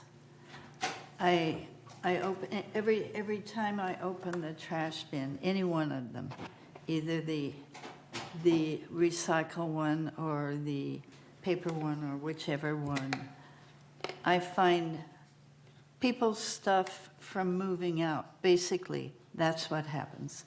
And so I know that we can be fined for that, but I haven't heard anything. I wonder if we should publish a list. I don't know what to do, what we can say. We can't post signs all over because people don't read them and pay attention. But it is absolutely heartbreaking to see the recycle, full of recycle stuff, I mean, the correct biological stuff, and then you see hangers and clothing dumped in there too, and other things. And same thing with the regular recycle of newspapers. There is, unless we publish, maybe, I don't know how to handle that. I don't know how we can get our residents informed and their helpers informed, because this is what it really is. It's someone helping them move out at the last minute, a family member or a caregiver or something, and maybe they don't read English and they don't know what goes where. But whenever we start getting fined for that, and we certainly will in my cul-de-sac every week, I think, we just have a hard time reaching people because so many are in and out, and they depend on other people. It's really going to be embarrassing and horrible when we start getting those fines. Thank you. I don't know what to do. Well, one thing I think has been great is they're picking up all those big items. I see the trucks, out there picking up, when people move out, mattresses and all those big items. So that's good. And is that happening every Monday? That's happening every day of your trash service. Every day of the trash service.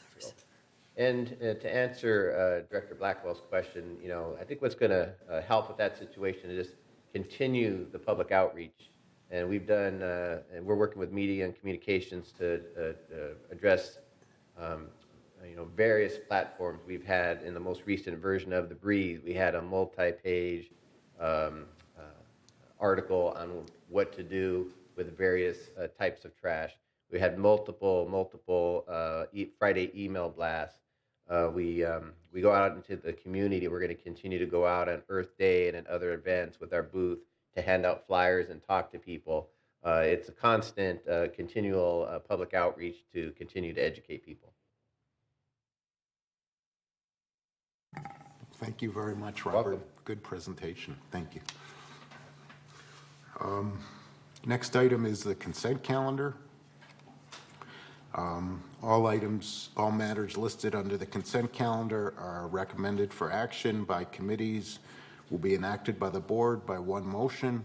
In the event that an item is removed from the consent calendar by members of the board, such items shall be the subject of further discussion and action by the board. Is there any motion to approve the consent calendar?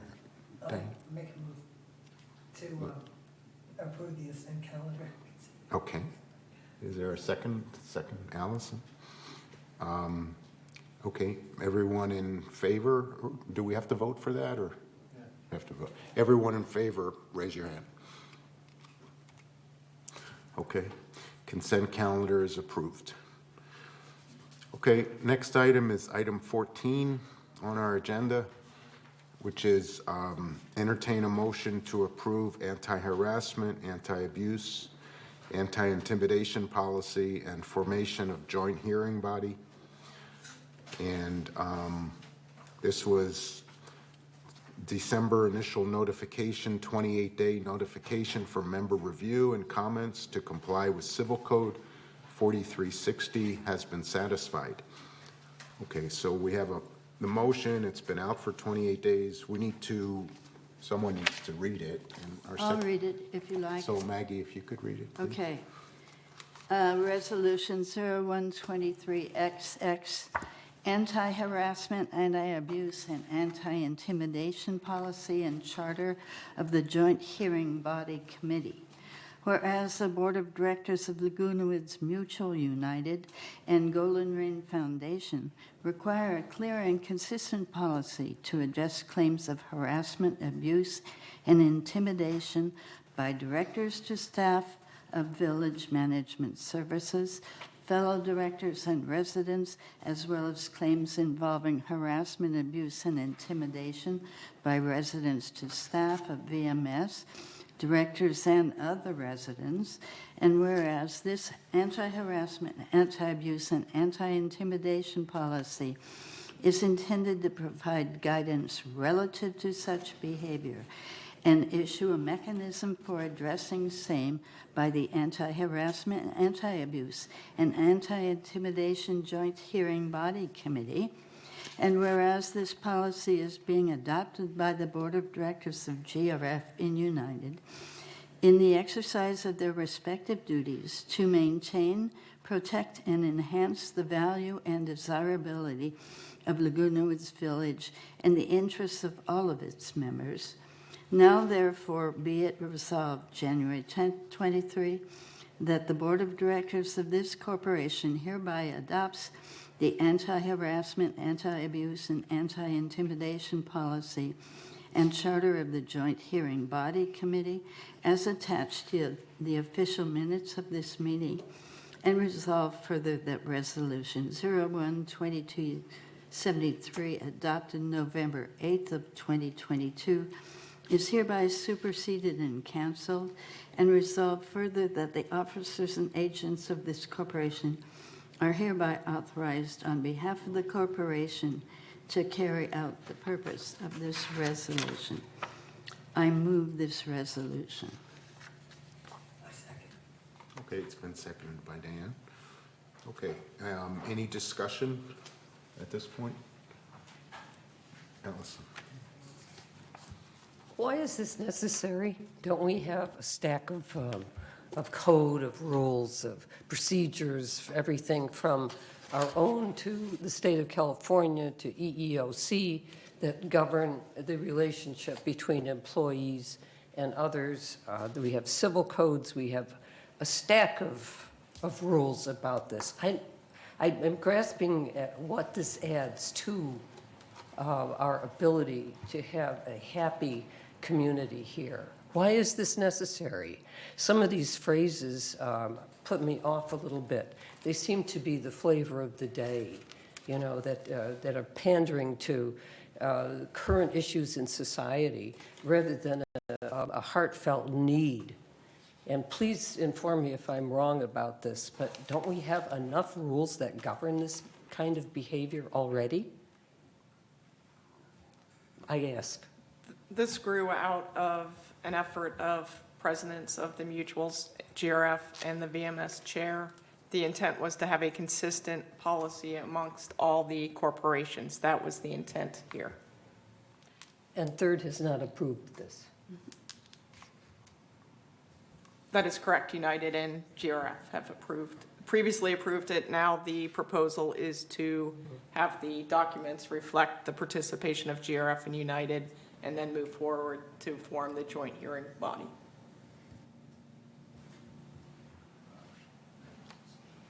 Yes, this is to protect everyone.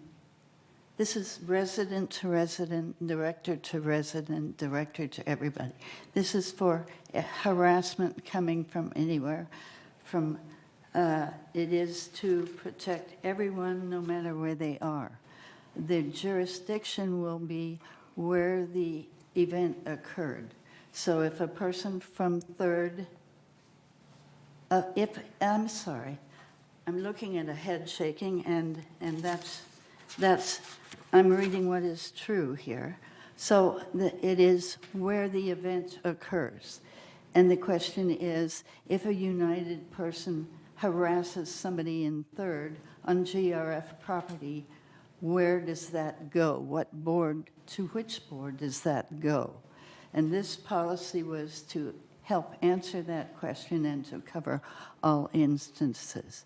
So if one person gets harassed by another person, that would be the harassment, and it depends on where it happens.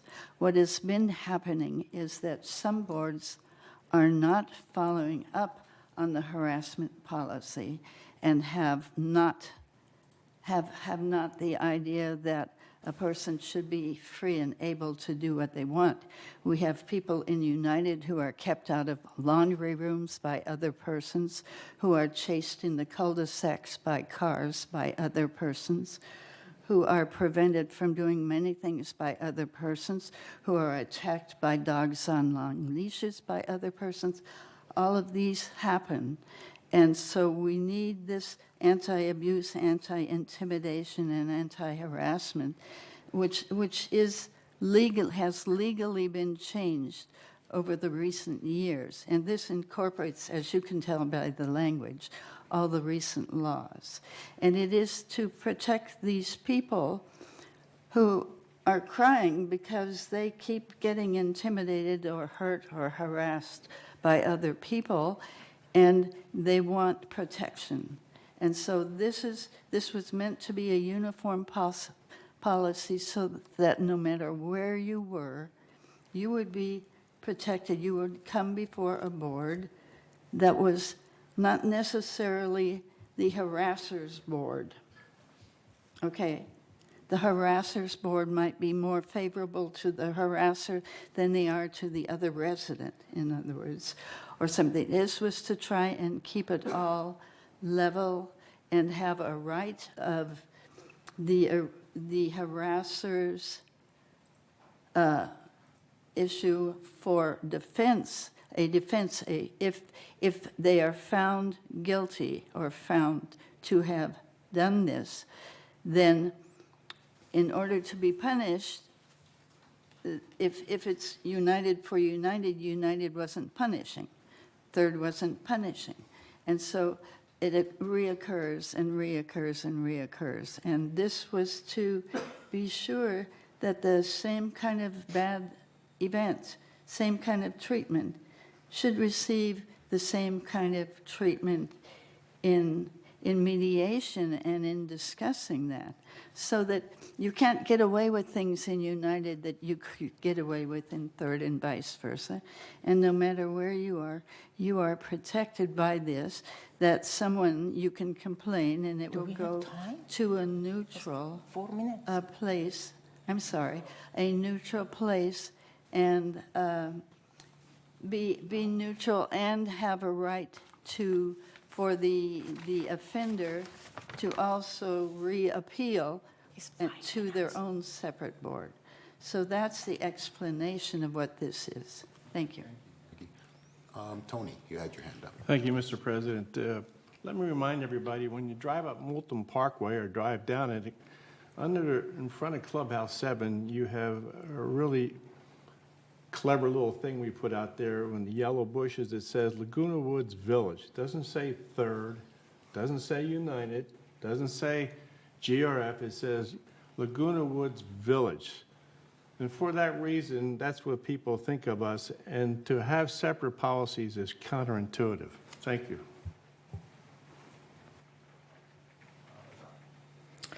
Thank you, Mr. President, and I hope I have the same time as other director had. 3 things. Number 1, we heard from Director Blackwell is about the where it's happened.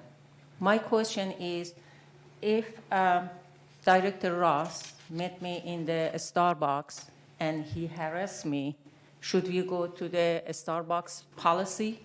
Because it is where it's happened. The harassment happened in a Starbucks. So I should go to the Starbucks harassment policy because he harassed me there. So as want to correct what she said, I am reading from page 4 of 16, that what is, they said, this committee. A hearing body formed via charter by the boards of directors of GRF and United to address claims of harassment, abuse, and intimidation by members, residents, GRF, United, and VMS Board of Directors and Advisor, and member of resident guests. So it's about members. And as you can see, if harassment, club doesn't harass club, people harass each other. So members in Laguna Woods, as Director Rebeter says, yes, I agree, is 2 groups, United or Third, period. We don't have somebody that says my address is in GRF. I am in United. Whoever, 18,000 people that they are in this community is belong to 2 groups, United or Third. So if Third, 1/2 is not in this policy, then it should be only United. That's it, as simple as this. So half of this big chunk is gone. Third is not with this. So other half is United, and I agree. And harassment, as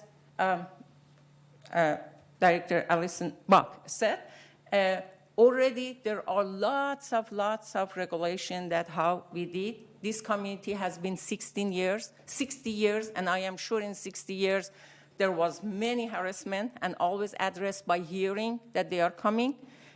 This policy should be only for United, period. Thank you.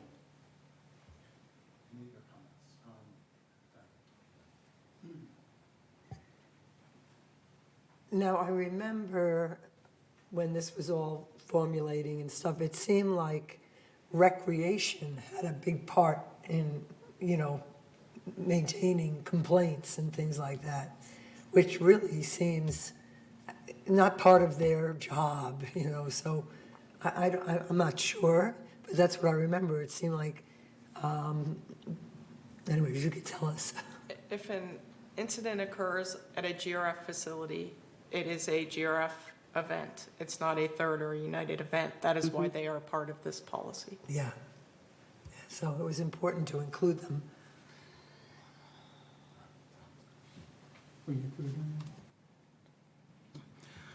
Yeah, I believe the intent and goals of this policy are good, but I don't believe that the policy is written and only having GRF participate and not third participate will accomplish those goals. So without third being a participant, I don't think it'll be accomplished.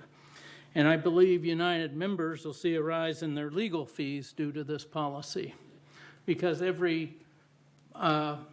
complaint that proceeds is going to be reviewed by legal, it says, in the process, unless the complaint's dismissed. Not to mention, and I'm not trying to say anything negative about VMS, but if a VMS employee makes a complaint, a VMS employee investigates it, a VMS employee decides if the action goes forward, and then a VMS or third party investigates again, then it goes to legal review, and then the compliance department issues the notice from VMS, and I think it can get pretty sticky in that regard. Not sure that'll be a major factor or not, really. But in the end, all this can be overridden by the members' board, too, because it goes back to the individual members' board. So if it's a third member that's the complaint is against, the third board is going to make a decision on a policy that they're not even participating in, or it comes back to the United Board that can override this whole process that just occurred. And so they're good goals, but I'm going to vote no on this just because I don't think it's going to work, and I think it's going to cost United residents. Maggie, you had your hand. Okay, I don't mean to take up too much time. A jury of your peers does not mean a jury of your neighbors or friends. It means a neutral jury. If you always go to a jury of your neighbors and friends, and you are the more active one, you will get preference just because. Okay? This is trying to make the jury neutral. Okay? This will not happen at Starbucks. This is only on village property. Whatever happens at Starbucks, you call the sheriff. We can call the sheriff here for some things, and maybe we should start doing that. And that would get it out of the hands of a board which, to the prior, has been very reticent and allowed many, many things to go on. And we have people going through compliance, being billed finally after 17 years, thousands of dollars, and they still carry on. So we have, this is the problem.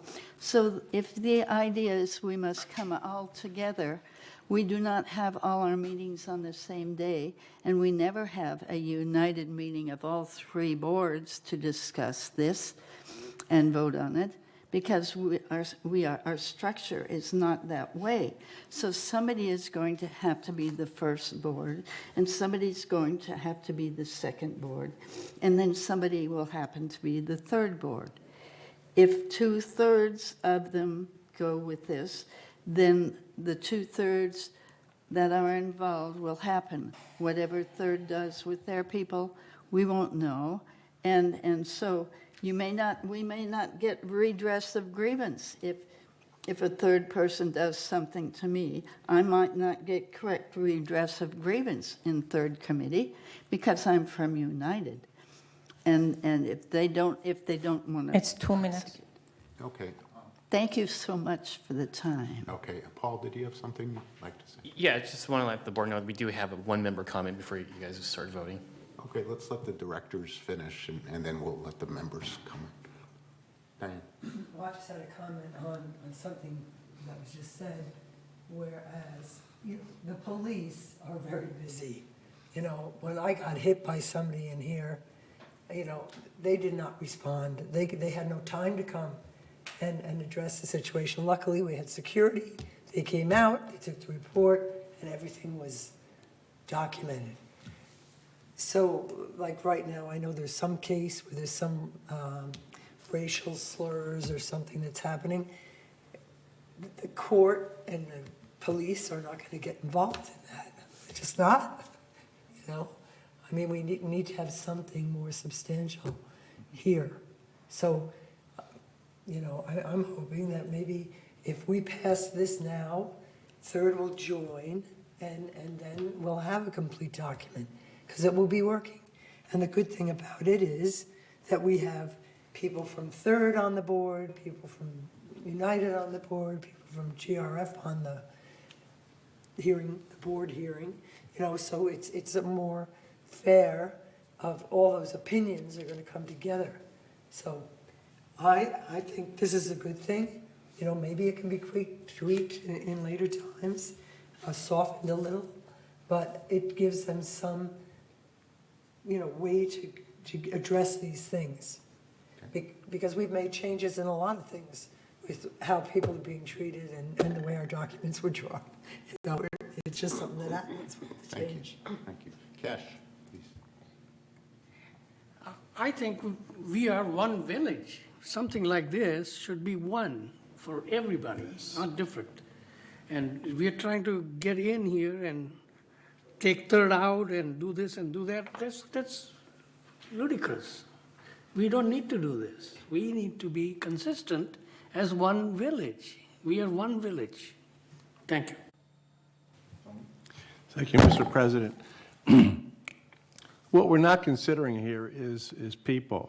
We're a board, trying to think ahead and all that, but we don't know where the lawsuit's coming from. We don't know if it's going to be sexual harassment, if it's going to be hostile work environment. We don't know if it's going to be staff or a resident or some contractor.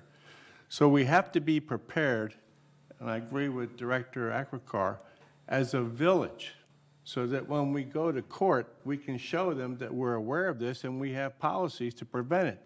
And the last company I worked for, I had to go to school 3 different classes to learn about this stuff so that we'd be prepared, because you don't know where the lawsuit's coming from and you don't know who's going to be there. We have to be prepared. Thank you. Yes, I agree with Cash that one village, one things, but that is the problem. Third is not with us. Half of the village is not. Half of the village is not in here. And that's the whole issue. This should not be passed. My vote is no, because the big part portion, half of the village is not in this one.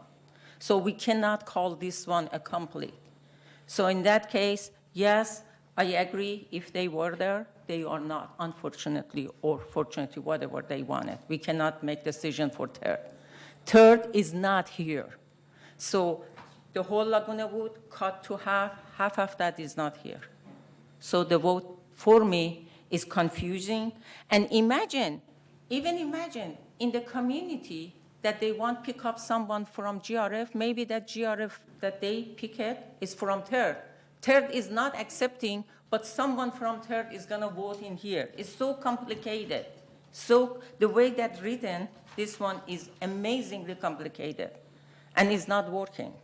So this must be revised, and I agree, it should be totally for United and be decided as United. So my vote is no for this one because it's not complete. Siobhan. I just want to clarify, it's not a half of the village that's excluded, it is a third of the village, because GRF is a participant, not in terms of members, but in terms of the amenities. If the incident occurs at a GRF amenity, it is a GRF item, so my impression is that it's a third of the village, not a half.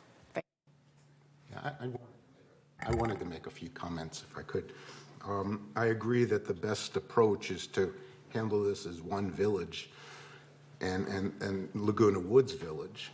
But in this case, third does represent half the population and has decided to be on their own, and I believe they have their own policy for this, to take care of this, and VMS has their own policy to take care of this.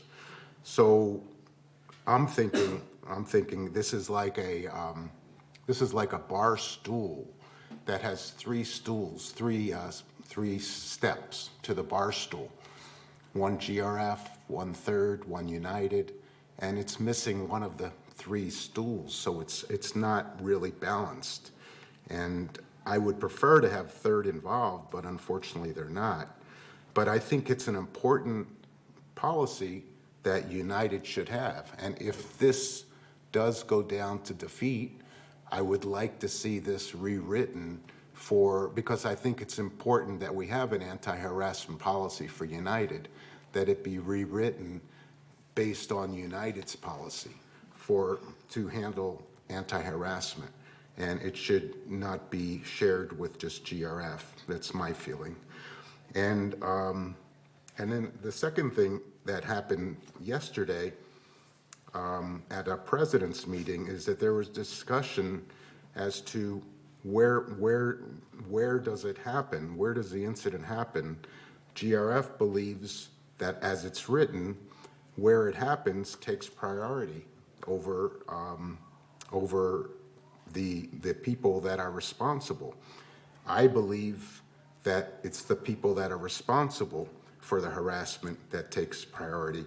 So there's some confusion even among the presidents as to the clarity of this particular bill, or this resolution.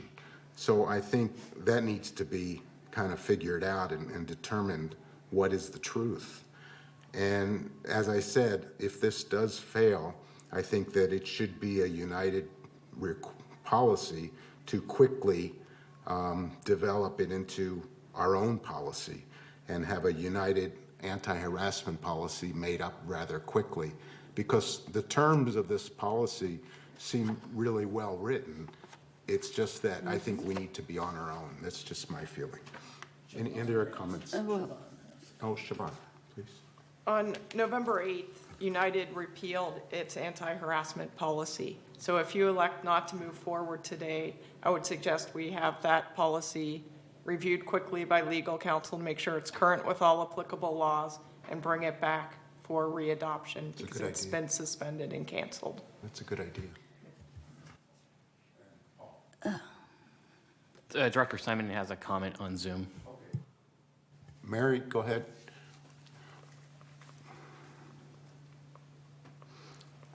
Mary, can you hear us? Are you muted? No? Adjust the volume on if you're on the phone, adjust your volume.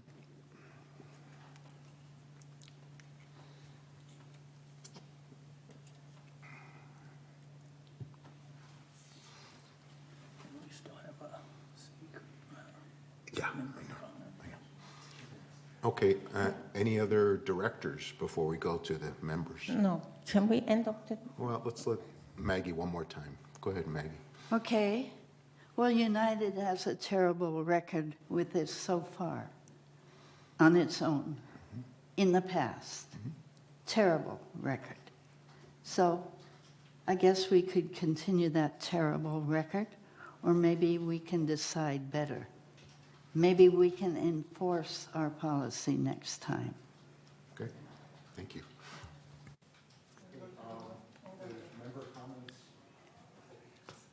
Yes, or Andre Torin? Please keep it to 2 minutes. Well, I want to remind you, all the board members, what is your fiduciary responsibility? Look at the bylaws, okay?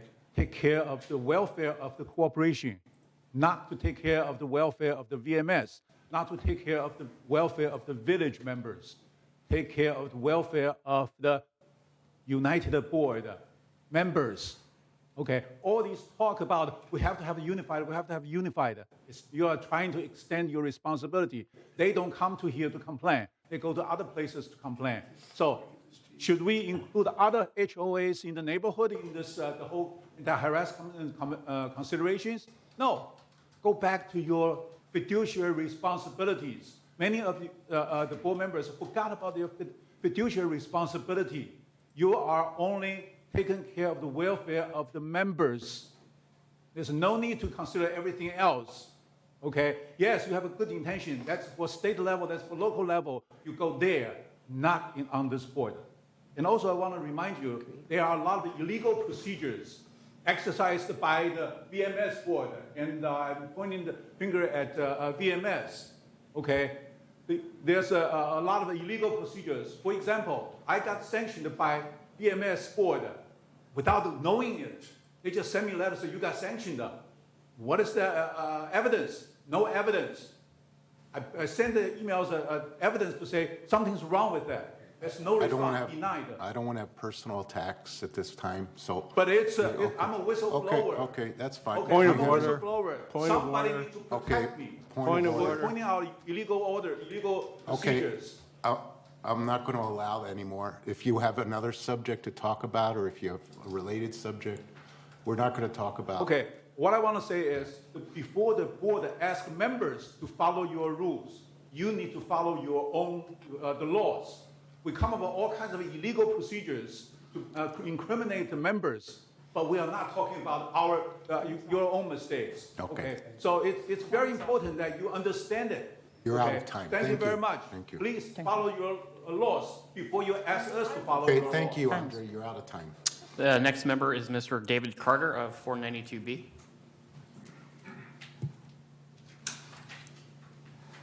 I'm not here to talk about this issue. I have another different issue. Is this the time to do it?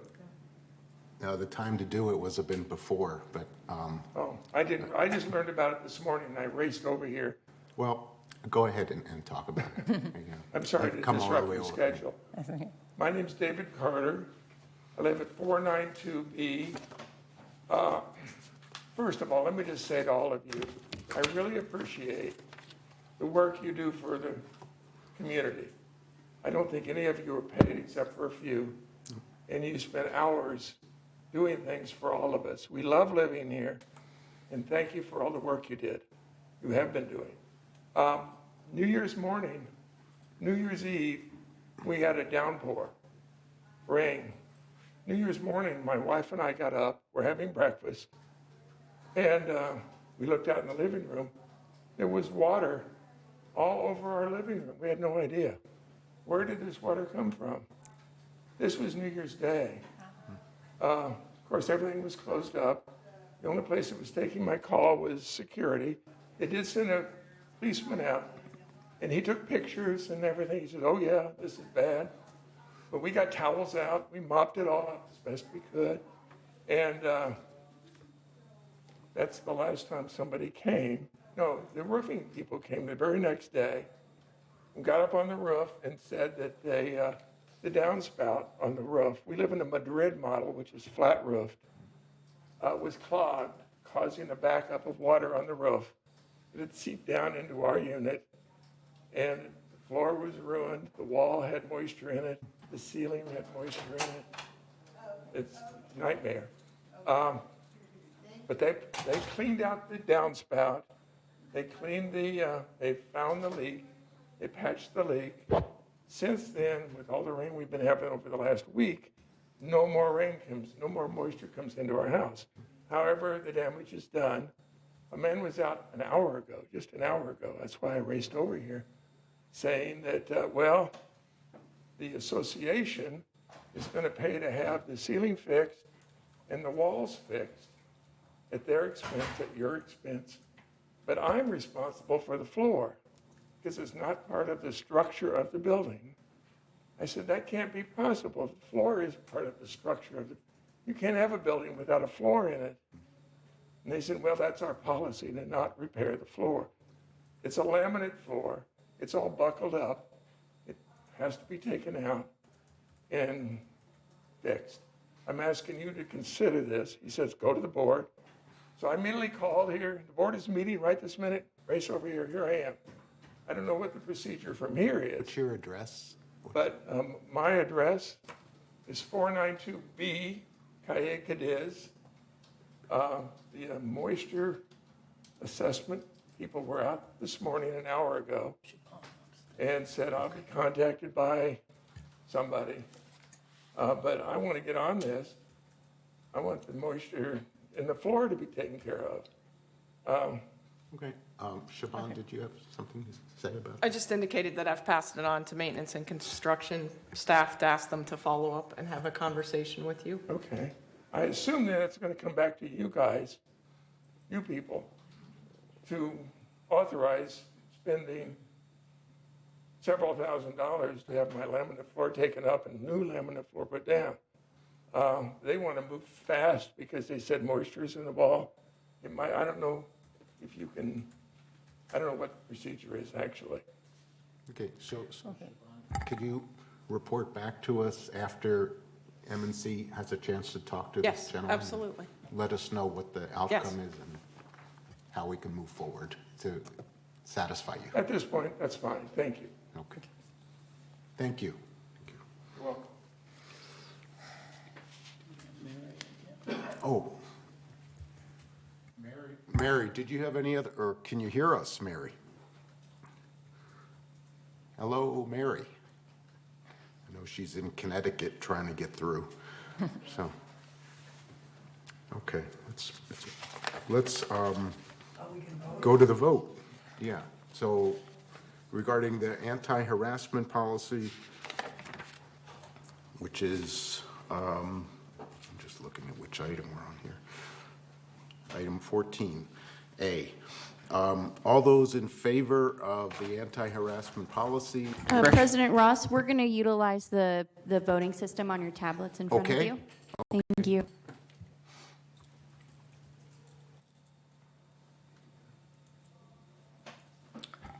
I don't have in my, Yeah, I don't have in mine either. It's not working.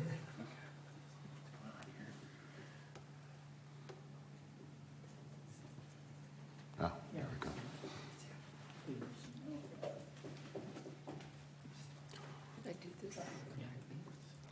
I can. No.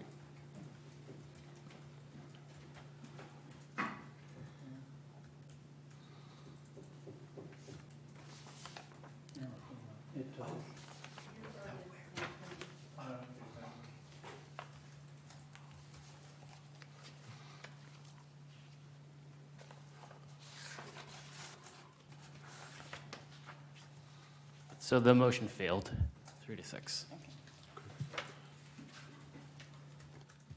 Siobhan, what was your idea again to bring back the original resolution? The board repealed their anti-harassment policy on November 8th when they initially approved the joint hearing board and joint policy. So we will have legal counsel, with your authorization, take a quick look at that to make sure it's still current with all applicable laws and bring it back to the board for readoption.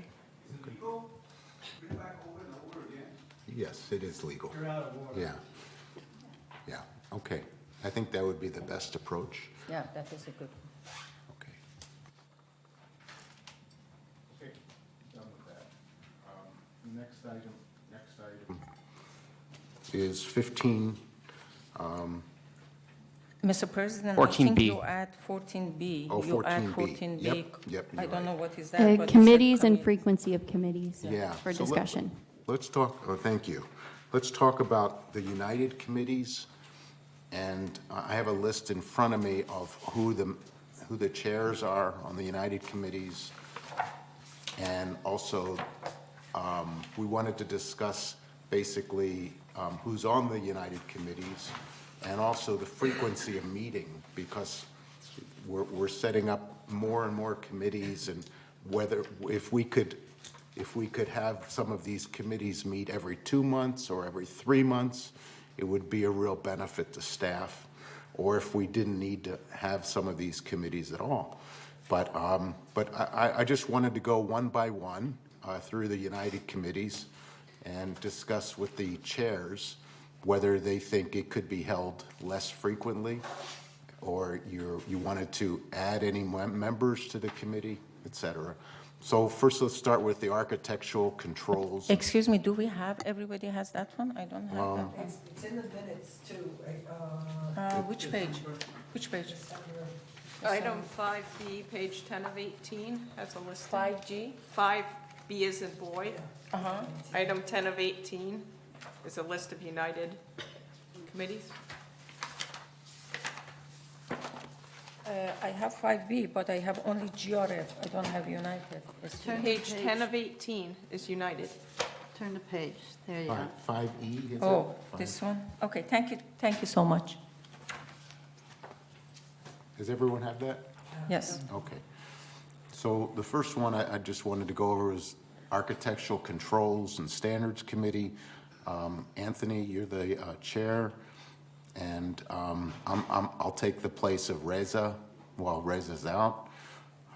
Reza's not on there. No, it's not there. It's Oh, Reza's not on there. No. It's Allison's on there, right? Blackbone, Okay.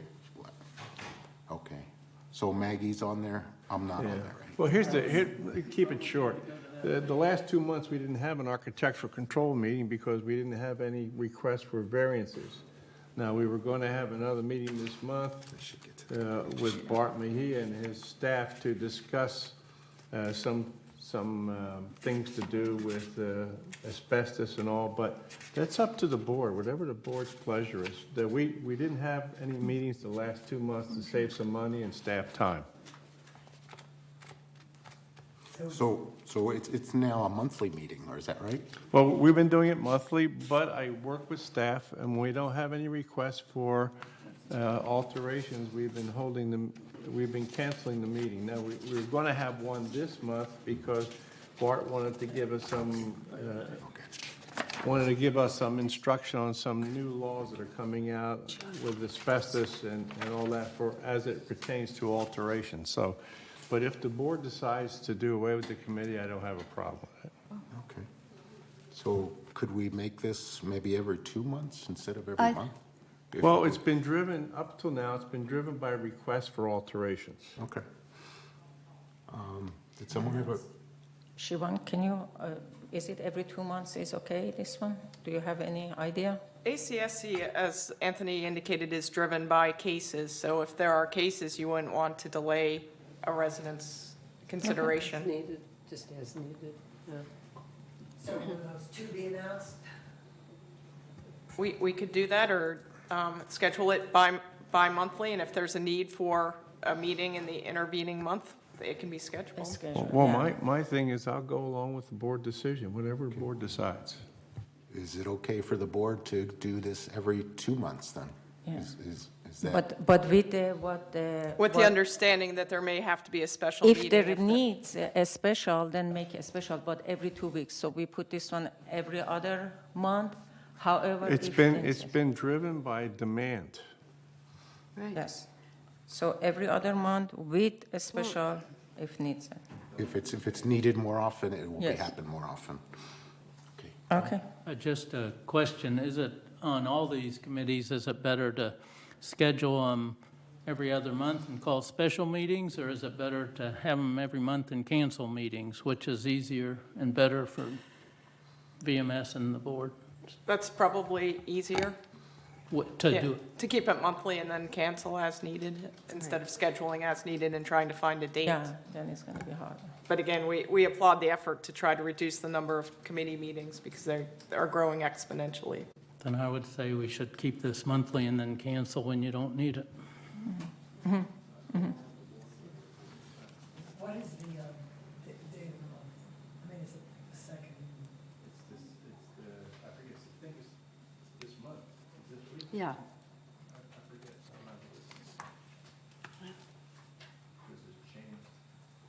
So just to get consensus, is there a consensus to keep it every month or consensus to change it to every 2 months?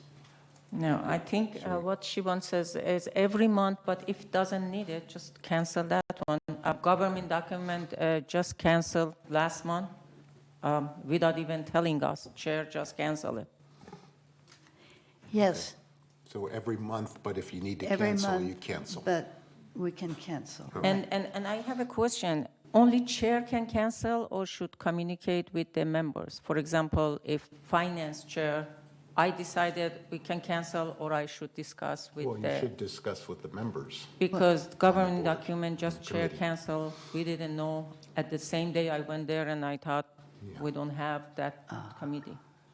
If it's canceled, it should be conveyed to the other Okay, members. of so the it's committee. clear that chair cannot do that. But the chair does have the right to cancel, Yeah, the chair can but cancel. we should notify you. Yes. That's right. Yes. Just notify the So I other can members. cancel finance and then notify? Yeah.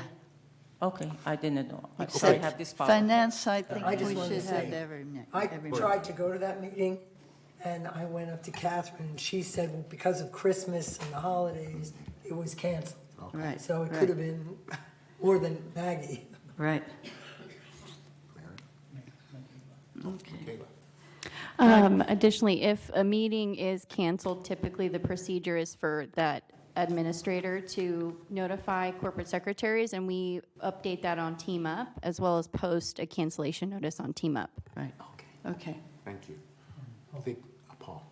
I believe Director Simon might attempt to try to speak again. Mary? Oh, Can you hear I- me? Yes. Can you hear us, Mary? Oh, I can hear you the whole time. Oh, we can't hear you, though. Now we can. Oh, perfect. So I agreed with everything that's gone on so far because everybody else has mentioned the things I was going to mention anyway. But as far as the meeting, I think that's, I agree that you schedule everything just so that it fills in the calendar and then you go and cancel when you need to, and that the chair be the one to cancel, and then everyone on the committee is informed, because that way you have one person in control of that committee and that everybody's flopping back and forth. One person makes the decision, which should be the chair. Okay. Thank you, Okay, Mary. thank you. Thank you. All right. So, Mr. President, can you, regarding to the cancellation, we write down a protocol or something? I am confused right now. Chair can cancel and notify it without even discussing with members, or members should be noticed, or VMS staff should be noticed to take in the calendar, put no. At this point, I am confused with all of this talk. If you put a protocol or VMS put a protocol and send to everyone, I appreciate. Paul or Makela, can you put something? Yeah, typically speaking, the admin coordinator who handles that committee would email us that the meeting has been canceled. So once that happens, we actually post it on the website, and we also update to the Monday memo as well to the board. But my question is, who is the responsible to cancel? I mean, I am chair of finance. I should just, without talking to anybody, talk to admin and said, please cancel this one. That's it. That's an internal policy for your board. That's Okay, not so it's something staff is process. going to answer for you. Okay, so we have to come up with a procedure, policy. Okay. Yeah, I was going to say, I think we need to trust our committee chairs to be able to make that decision. And hopefully they'll communicate it properly. Right. But I think I trust everybody on this board to make a proper decision about holding a meeting. Okay. Basically, like what Tom was saying, if a chair decides to cancel a meeting, they should notify staff, they should notify the other members on the committee. It's just basic common sense.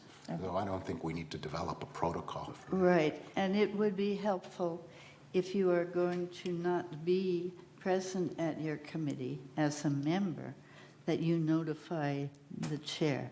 Because if people can't be there, then if they don't tell me right away, how am I going to know? And beyond that, So- if they tell the chair, they should also tell me, so we could find someone to take their place. Correct. Well, at the yes, committees. the person who is not appearing should find a replacement. Right. Right, if possible. Right. Right. Should we agree, rather than going through these, that all the committees should be held monthly, but if they don't need to be held monthly, they Yeah. could be held less often or Right. canceled? Yes, that's a good one. Good. Okay, instead of going one by Yeah. one. Okay, so we won't make any changes to them at this time. Okay. Well, I think we got some we could probably make some changes to, though, today. I mean, I know I would propose that the finance committee go every other month, but Well, actually, finance is the only one that I want every month to see what's going on. No one wants finance goes every other month, especially community. You get a huge one. You still get the financials every month, but to go over the same information basically Yes, because every we- month in we- a row just is really redundant. Well, every month, if you remember, I mean, you are very new, and 2 times you have been, we pass liens on the people that is not. If we wait for 2 months, and that's is gonna goes, and every month we had something, as you can see in the resolution you just passed 2 days. Any other feelings about any of the other committees that should be held less often or canceled? Okay, so we'll continue having the same meetings scheduled every month with all of our United Board meetings. Should we discuss the GRF, or that's kind of out of our control, GRF committee meetings? That's kind of out of our control. Siobhan. President Ross, as you move forward, if you're not going to reduce the number of meetings, I would encourage you, please, to consider the scheduling of special meetings. Let's try to reduce the frequency of special meetings, and let's really think twice about continuing to add more ad hoc committee meetings, because we're adding more committee meetings. We're not achieving our desires, which is to reduce the number of meetings. And each meeting has several hours of staff work behind it. So I please encourage you to try to help us be more efficient. Thank you. I do have a question. So for instance, the landscape tree ad hoc committee is just to be determined. You know, it's not really a monthly meeting. You know, we're going to get together with the landscape committee this time because we're having a presentation by the urban planning of trees, you know, so, you know, I just wanted to say that that shouldn't impact staff, right? Because, you know, we're going to do it as we need it, until we don't need it anymore.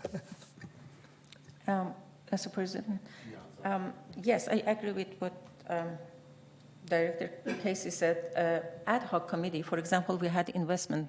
It was only 4 times done, although we continue for another matter that is coming, but it's temporary and it's gone. And one thing I want to add, website ad hoc committee, just to see the members is Director Liberator and me. And last time was previous Director Pearl.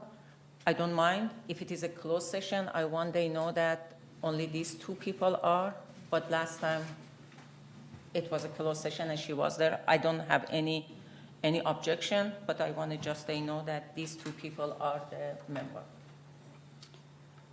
It's at the discretion of the chair of that committee. Right. I was going to comment on one of the committees, and that's New Resident Orientation Committee. And because I was asked just to, the next meeting for United is tomorrow, and I just wanted to confirm who was on that committee. Yeah. Next meeting of what? New Resident New resident. Orientation. Oh, right. Resident Orientation.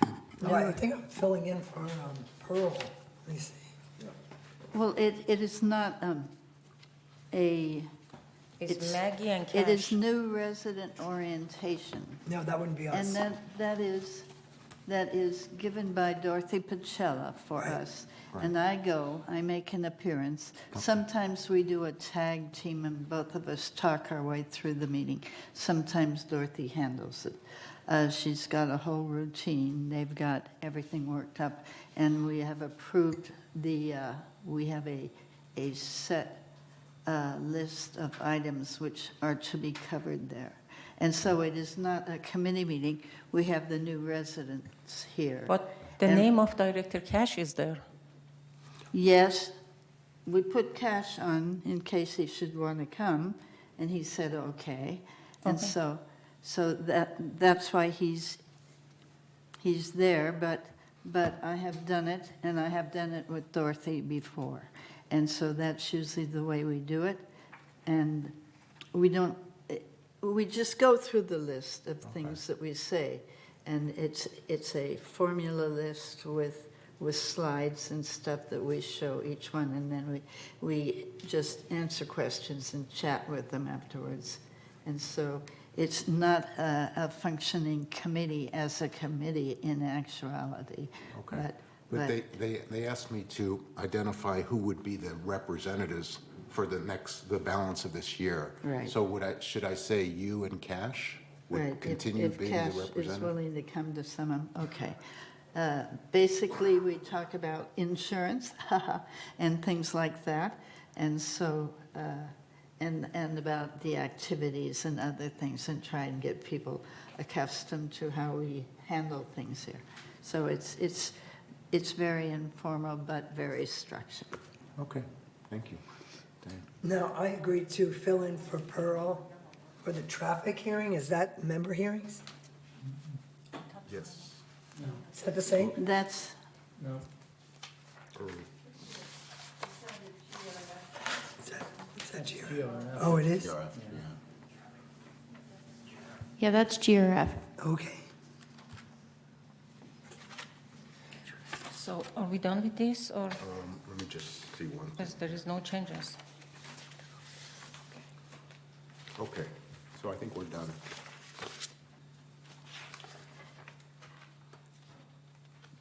Okay, so let's see. Okay, next item is item 15. It's Town Hall. And I wanted to let Diane talk about, because she's going to be the moderator for this Friday's Town Hall. So I'm going to pass it over to her. And then we wanted to talk about next month's possible Town Hall. So Diane, would you like to just explain about what's going to happen at this next Town Hall? Okay, so on Friday, January 13th, the town hall is at the PAC building, Clubhouse 3, dining room on the left. And I've gotten 54 responses that people are coming. Oh, good. And I told them, I went over there this morning, they could set up 129 chairs because they responded, but there's going to be people that are going to come anyway. So it was, they're very interested in it. And Dorothy, who heads the advisory or the welcoming, whatever that is called, she gets a lot of questions about that. So I think this will be good. We have Chase Douglas, who's he's an agent with State Farm, but he was recommended by Dan Yost. He said he's a very good, informative speaker. And I did send him a sheet on our insurance to show what is, not covered, what we cover. And so he's already made 100 copies and he's excited about coming, so. That's all I have on that one. Okay, on the Town Hall, have you prepared any kind of a flyer or I agenda? did submit last week a Okay. flyer. Okay. And an agenda? You have an agenda for that? I'll do that. Okay, super. And also, there's comment cards available from staff Yeah, that they I've could got give you. lots of those. You've got them? indexes. Okay. I've got tons of those. And if, Before. I think Tom is going to be collecting the comment Yeah, cards good. and giving Okay, them, I know and too. taking notes when he's there to help us with the follow-up. And if you could prepare a follow-up report Yeah. after you're done. I mean, I've already gotten a couple of questions, just about what's covered outside and things like that. I said, well, that's a good question. Okay, good. And let's see, I had one other thing. Yeah, it's important just to follow up with them on the questions and answers. And who else is going to be at who other directors are going to be Oh, up there? so it's going to be me, Thomas, Allison, Maggie, and Anthony. Okay, good. And I know you said you wanted to come in and introduce or be part of it too. So that we have to be careful. 1, 2, 3, 4, 5. So that's 5. So Okay, we have to decide. okay, Somebody could be there yeah, during the presentation. yeah, okay, Just only 5 board members can be there, right? right. After the presentation. Okay, that sounds good. So let's talk about next month's town hall. Does anyone have any ideas Yes, I for do. next month? I received many emails regarding to the roof and all of this raining problem. And a resident has a very good idea about in this drone that going and maybe take a picture before it's all of this damage. As you heard today, the problem is when VMS cover the roof, but the damage to the residents may be for the floor, $800 or $1,000 damage to the residents happen, and United is not covering that one.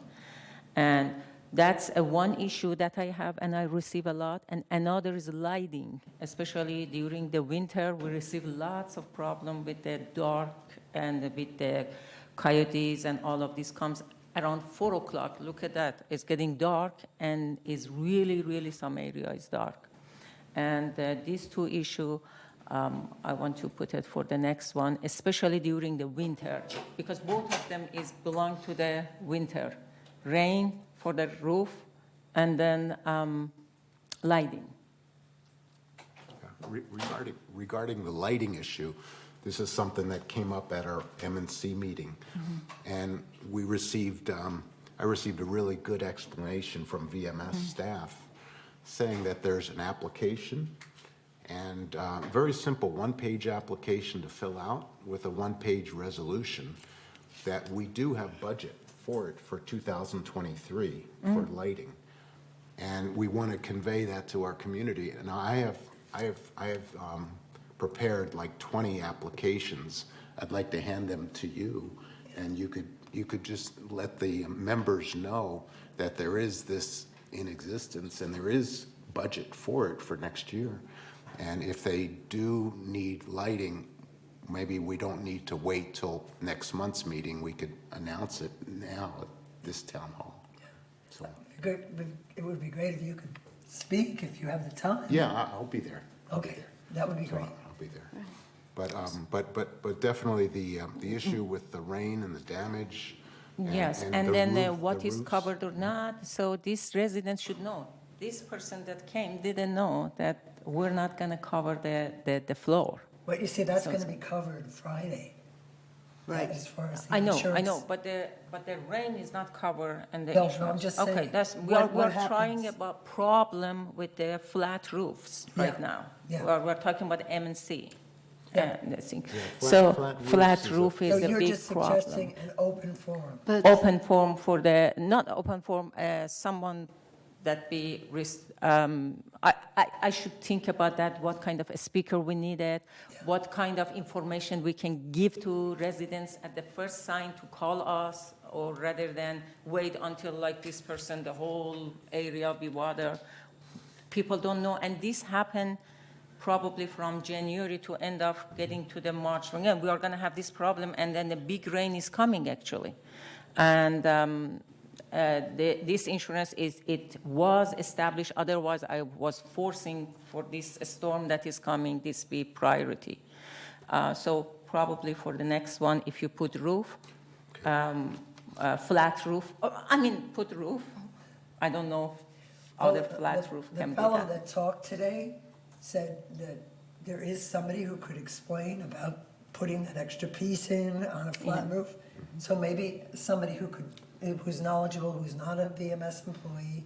Maybe could a come and speaker speak coming as a speaker. About and the then flat roofs talking and what can be still- done. Yeah, sure, absolutely. And maintenance, like how could they tell that something is stuffed up or whatever? Exactly. Those brilliant ideas. Somebody have some device, if viewing something. I don't know. I'm not very technical person. I want to. It involves staff. Staff, and definitely. someone from M&C Right. should So, be at that so town that hall. is a very emergency during No, the you can't winter. have a staff member, but they could recommend somebody. The plan was not to involve staff in all these town hall meetings, right. because every board is now elected to have town hall meetings. We No, can't. we can get from outside to get. Yeah, outside, I'm sure you can. Like that one guy who talked about it. He knew. Or something.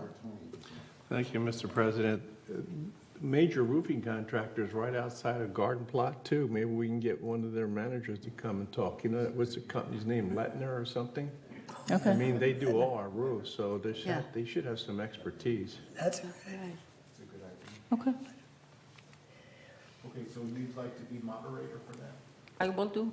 And then can I, Tony, get that name that you said later? Lettner, Oh, yeah. Oh, I know those. I write on the check for them. Yeah. Okay.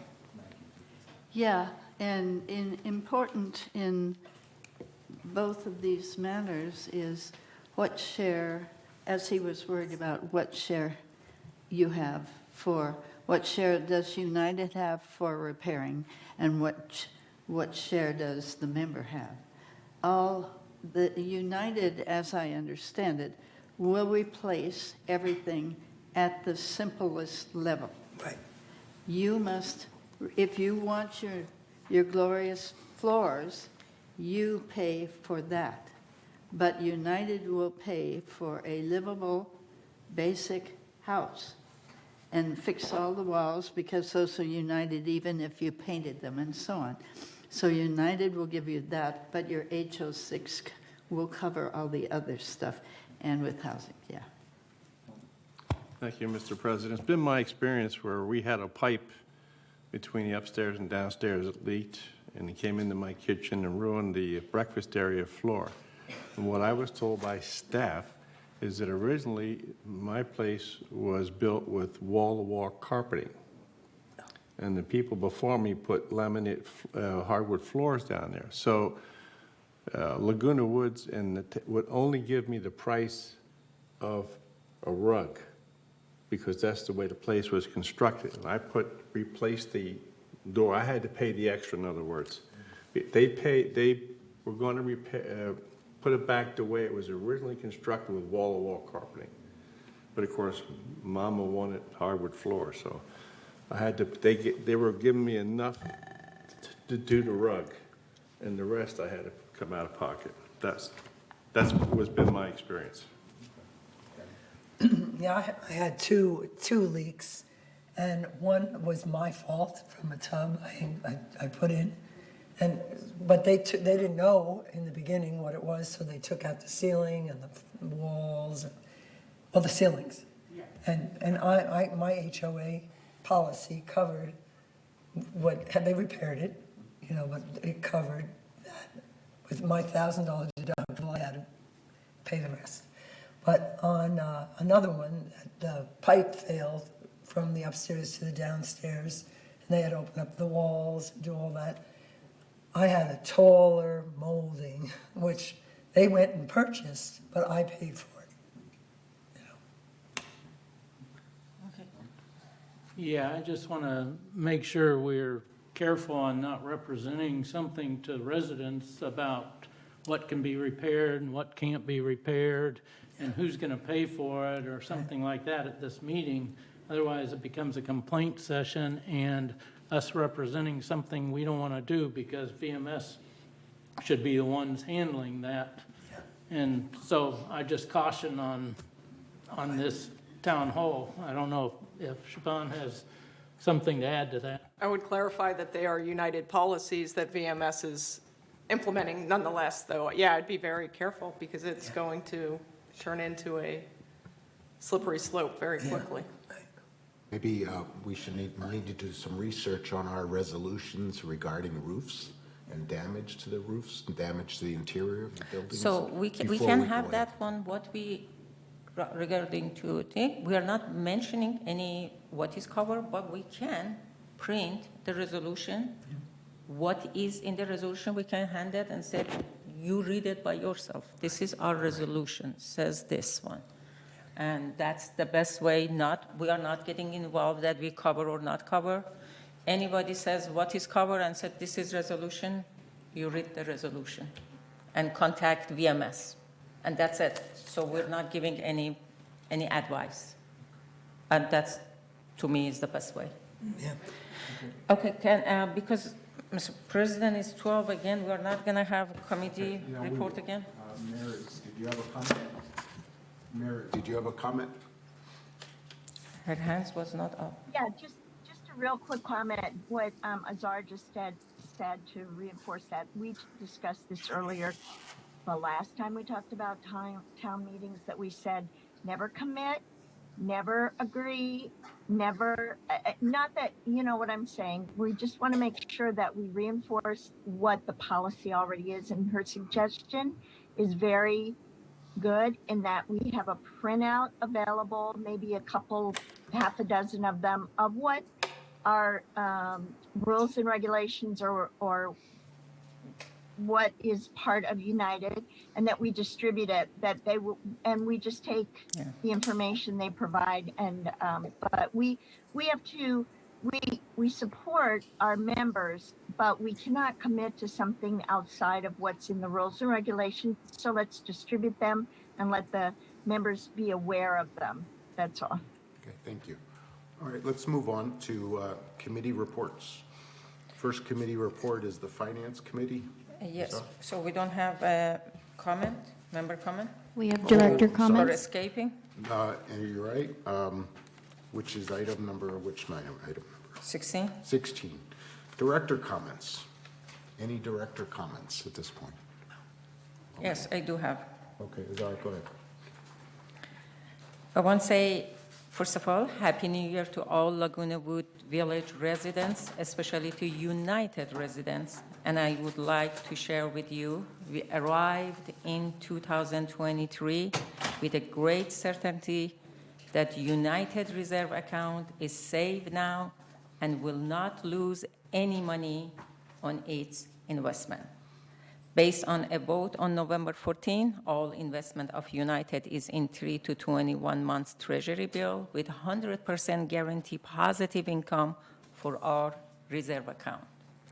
And my second note is, in the last few weeks, I have seen many sidewalks lights or breezeway lights are on during the daytime hours. I am asking if residents see such an event, please call resident service as soon as possible with reporting the location.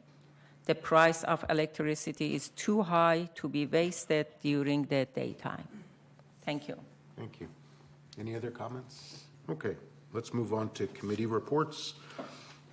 Report of the Finance Committee. Azar, you're first. Yes, if I can find it.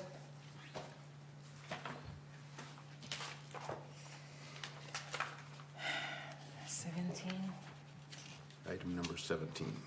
Yes, I'm working for 17. Okay. November 13. Okay, slide 1. No, this is October. Please understand that if you receive the agenda, the October is there for your information. But Paul, could you put November? But we are, because last month we didn't have report, we just added for information of residents. But today we are covering November. Thank you so much, Paul. Through the reporting period of November 30th, 2022, total revenue of United was $43,865 compared to expenses of $43,543, resulting in net expenses of $970,000, as you can see in the board. Can we have a slide 2, please? In finance, we keep a close eyes on the operating portion of our financial result. The operating fund without depreciation shows an operating surplus of $122,000 through the reporting period. This chart shows how much of our revenue went into operation, with $20,643 coming in from assessment and $1.4 million coming from non-assessment revenue. This is compared to operating expenditures of $22,000 without depreciation. Can we have a slide 3, please? Thank you so much. This next chart takes the full income statement and compares those results to budget. If you can see the budget in one column before the end, we can see that United ended the period better than budget by $2.3 million when combining both operating and reserve saving. And slide 4, please.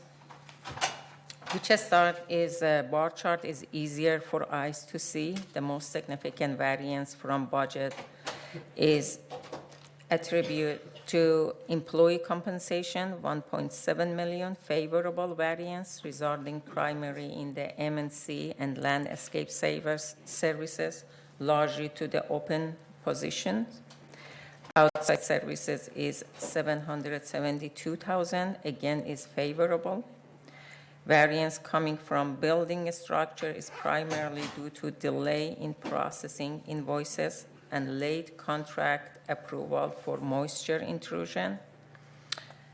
And the next one is material and supplies, again is favorable, 521,000, resulting primarily from less materials used inside the mutual. And insurance is 155,000 favorable variance, resulting to lower premium for property and casualty insurance upon renewal on 10/1/2021, which was in effect for 9 months for 2022. But as you can see, the largest one, it was in investment, but I assure you that you will not see again.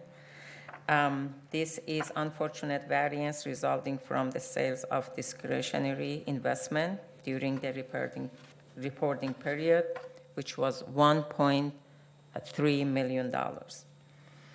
And can we have a slide 5, please? On this pie chart, we show non-assessment revenues earned to date of $1.8 million, excluding the loss of investment. If we include the loss of investment, the non-assessment revenue total is $424,000. And you can see it's categorized by other one, from investment to laundry to processing fee, lease processing fee, which is 8%. And in number 6, you can see on this pie chart, we see the expenses to date of $43,000, showing that our largest category of expenses are for employee compensation, you can see, and property tax, followed by outside service, utility, insurance, material, and so on. And in slide 7, on this next slide, we see the same things, but we take property tax out because property tax has different, we collect it from resident and given to the city.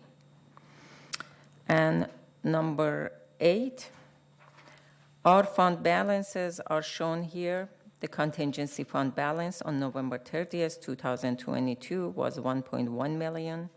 The reserve fund balance on November 30th, 2022 was $18.2 million. Contribution and investment revenue collected total $8,900,000, while expenditures was $9.8 million. The property tax fund balance on November 30th, 2002 was, as you can see, is the difference is negative $67,000. And the next slide is slide 9. This is nice that you can see, actually, for the first time, we see the contingency is less than average. We compare this to historical fund balance for the past 5 years on this chart, which have averaged $20 million. But this year, 2022, our contingency fund is going less than average. And slide 10. We have a slide here to show resale history from 2022 for 2 years through November 30th, 2022. United resale total 390, which is 71 resale lower than prior year for the same time period. The average year-to-date sales price for a United Mutual is still stay up. The average is $54,000, which is $75,000 higher than last year. So the price stay up, but resale going down. We should be a little bit careful because GRF received from that $7,500, and GRF probably receive less for next year. That was the report that I have today, and the next meeting is going to be January 31st, 2023 at 1:30 p.m. at the board meeting. Okay, next is Architectural Control and Standards Committee. Thank you, Mr. President. Our last meeting was on October 20th, and we canceled November, December meeting because we had no requests for variance. So hopefully we saved, well, not hopefully, we saved some money there and staff time. And we're going to have a meeting this month because Art Mejia is working with me, and there's some things he wants to teach us about the electric problem, vehicles, and also about the asbestos thing. So we agreed to have the meeting this month. Okay. But then again, if there's no driving force for the meetings, we just don't have them. Okay, thank you. The next one is Member Hearings Committee. That's Director Lee, who's not here. Was there anyone else at the last Member Hearings Committee? Yeah, I can speak to that. Members Hearing Committee is meeting every month, and we're handling different things. I will say this, that the VMS staff at the Members Hearing Committee do an excellent job, and the very tough meeting to have with different residents, but they do a super job in handling it. Thank you. Governing Documents, Director Maggie Blackwell. Okay, we had a meeting in November, and the main discussion was from the point of view to get more correct information to realtors, and that was the concern. We find that we are not informing realtors of all the things that they need to know, and so they are going ahead with a good sale process, but possibly not as accurate as it could be. So, under consideration is a video on the website for new member orientation, so we'll see how that goes. We were talking again about a presentation package for realtors, and that's it. This month we will be reviewing existing resale regulations, and our meeting is next week. I forget what day. Next. 19th? The 19th, thank you. Okay, yeah. Okay, thank you. And next is Landscape, Diane. Yeah, I believe the last time we met was November, and one of the big topics was the turf reduction and the plan for a park, and so they didn't have a meeting in December, and they're going to have a meeting January 23rd, and it's going to be a combined meeting with the ad hoc committee because we're going to get a presentation by Dudak, who is doing the urban forest planning for our future. And that's it, the 23rd. Thank you. Okay, next is the Maintenance and Construction Committee, which I chaired in the absence of Reza Bastani. And there was three things that came up that were very positive, actually. One of the things that we mentioned earlier was the lighting. which we're going to be sharing at the town hall with an application, the application process for if you, in your community, in your residence, feel that you need significant more lighting, come to our town hall. We have applications for you, and we have a copy of the resolution that goes with it that gives you specific instructions on what you need to fill out, and it'll be reviewed by staff and submitted to our board. If it's approved, you're going to get some improved lighting in the community. We do have budget for it, as I said, for 2023. The second issue that came up was an issue that was started actually with a resident named Mr. O'Dowd, and he wrote a letter to us several months ago to try to improve the security in the area from where Gate 1 is south to on El Toro to the shopping center. And there's quite a few residents in that area that are concerned about the crime or the potential for crime or people sneaking over the wall, et cetera, et cetera. So one of the things that he had asked for, and we did assist him with, was we set up cameras in that area for several months, and we found that there was very, very little crime or incidental activity. But the second thing he asked for was if he could expedite the completion of the Shepherd's Crook project in that area. And we, as a result of the meeting that we just went to, have proposed, and it'll come to Finance Committee, to spend a little more money for 2023 on Shepherd's Crook so that they could complete that segment next year, or this year, actually, instead of waiting several years to complete. So you'll see it as our coming to your committee this month. And once it's approved, we can go ahead and finish that project as he had requested.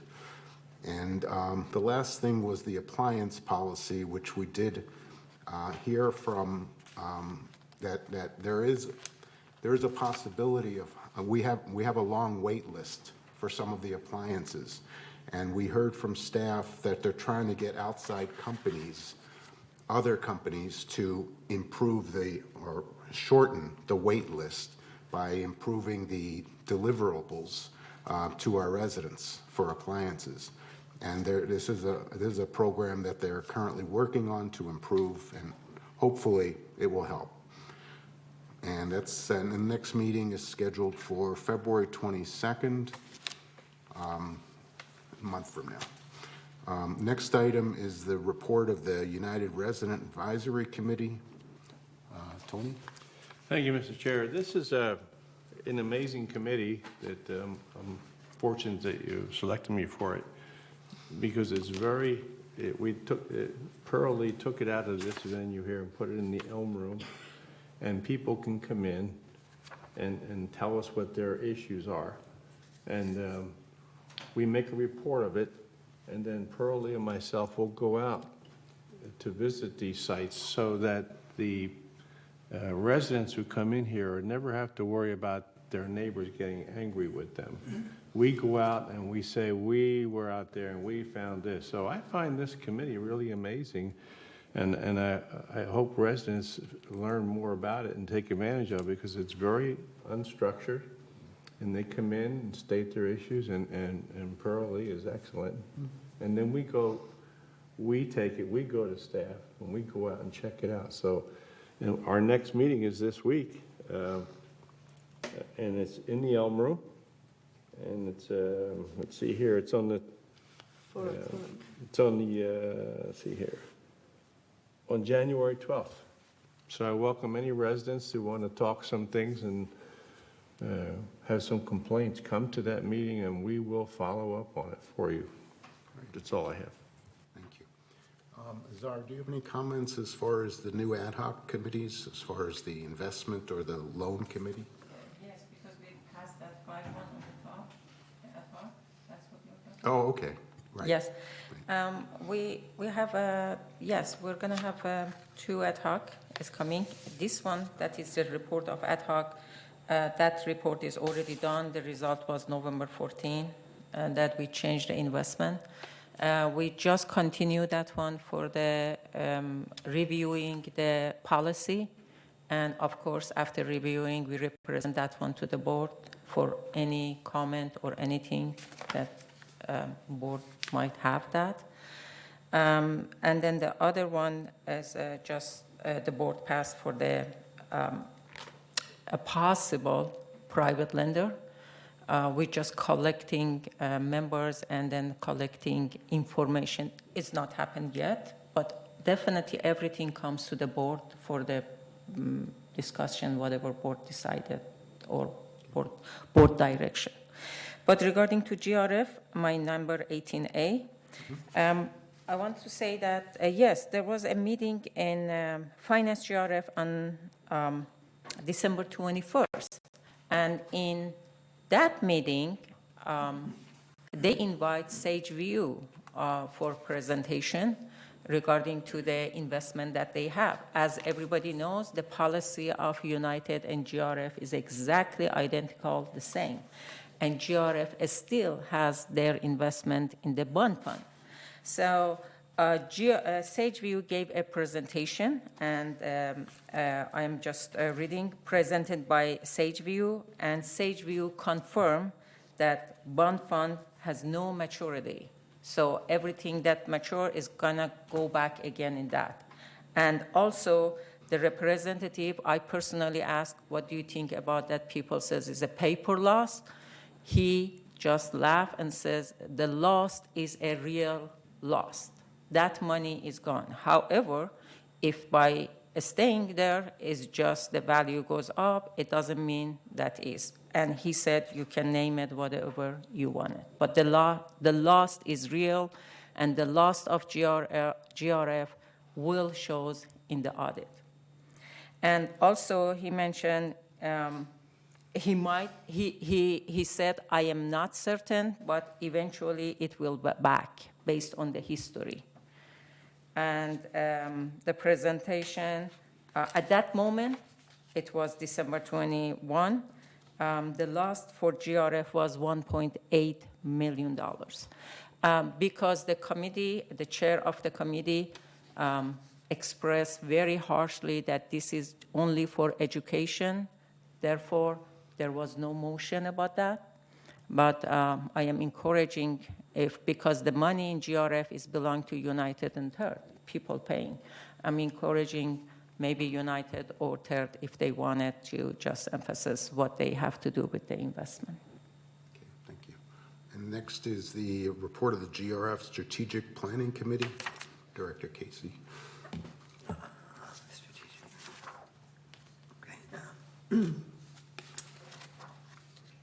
I don't believe that they've had a meeting in a while, you know.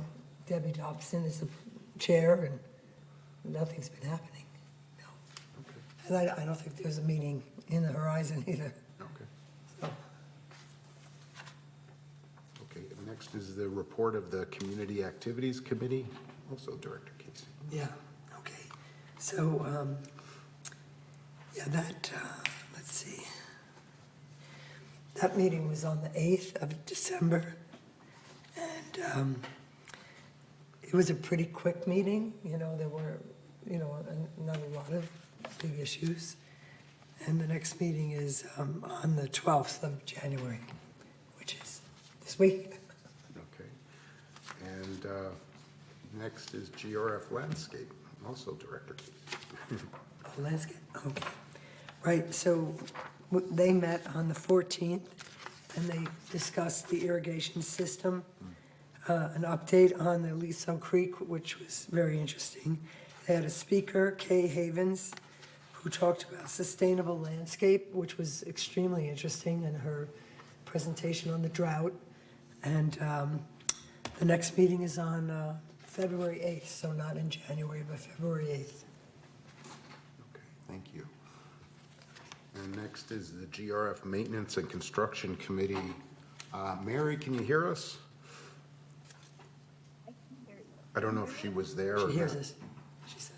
So I wasn't at the last meeting, but I do have a small update in that there was a cancellation of the EV charging application based on a meeting we had and a vote that was taken by the committee.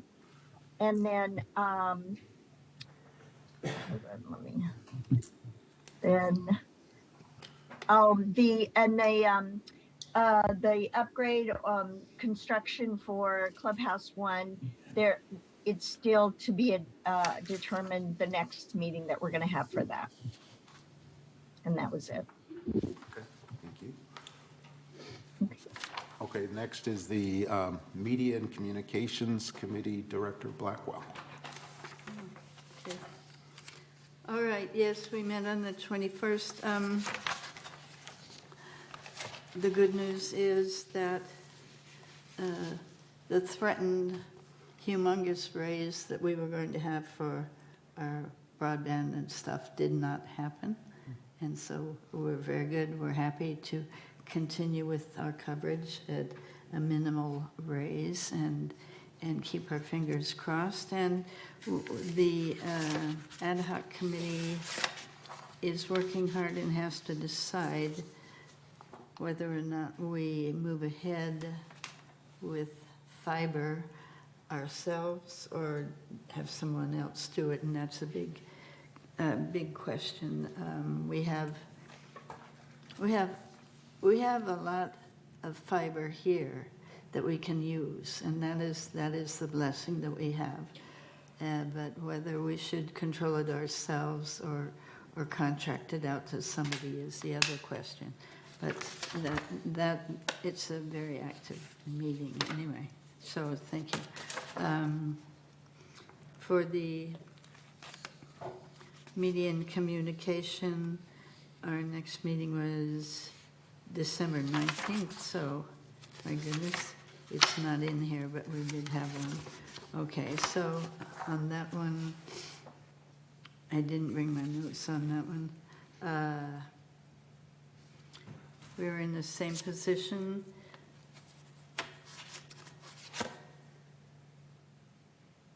I can't remember. We made some suggestions and changes, but that was it. Thank you. Thank you. Next is Mobility and Vehicles, Director Ascari. Yes, we had a meeting in December 7. Discussion was about transportation system, and it was explained that there are 3 programs. Number 1 is fixed route, which transportation is based on fixed route and commercial fixed route with a total of 9 18-passenger shuttle bus. And the residents can find the route is fixed, they can use. And number 2 was Laguna Woods Village Journey Program, which provide curb-to-curb transportation for pre-approved residents with medical needs. If you have that one, you can call and make appointment. And number 3 was Boost, which is on-demand ride share as a contractual partnership with Lyft. A resident can call transportation office for this service, explain what, and then they get a ride for that. So I am excited because I even didn't know exist these 3. So I want to share with residents that everybody take advantage of that. Thank you. Thank you. Report of the Security and Community Access Committee, Director Blackwell. Okay, yes. We met on October 31st.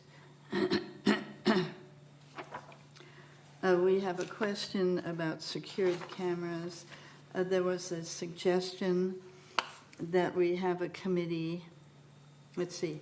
There was a suggestion that we have stop signs and sidewalks. We hire a traffic consultant for approval of stop signs and sidewalks being put at the intersection of Avenida Sevilla and Via Mendoza. But the committee found that we will not consider a stop sign at that intersection as the frequency of violations is not significant. though some of the complaints are loud, the frequency of violations is not significant enough even to have a study on the violations. So we did not do that. We will have our next meeting on February 27th at 1:30. Okay, thank you. Oh, and I suggested a duck and cover safety video be put out over Channel 6 every now and then, because I don't know how many of our members can get down for duck and cover or how to get down on duck and cover. I know there's a video somewhere that we had, and I suggested we might show that again sometime. It should probably be shown once a year, but that was it. Next is Laguna Woods Village traffic hearings. Director Akokar. Yeah, the traffic hearings were held on November 16th. The next hearing will be on the January 18th at 9 a.m. in the boardroom. Also, I'd like to bring to everybody's notice, especially our traffic people, that Gate 1 and Gate 3 areas, the tree grows, and sometimes in the evening times, it makes it a little harder to see people crossing when you're trying to get into the community.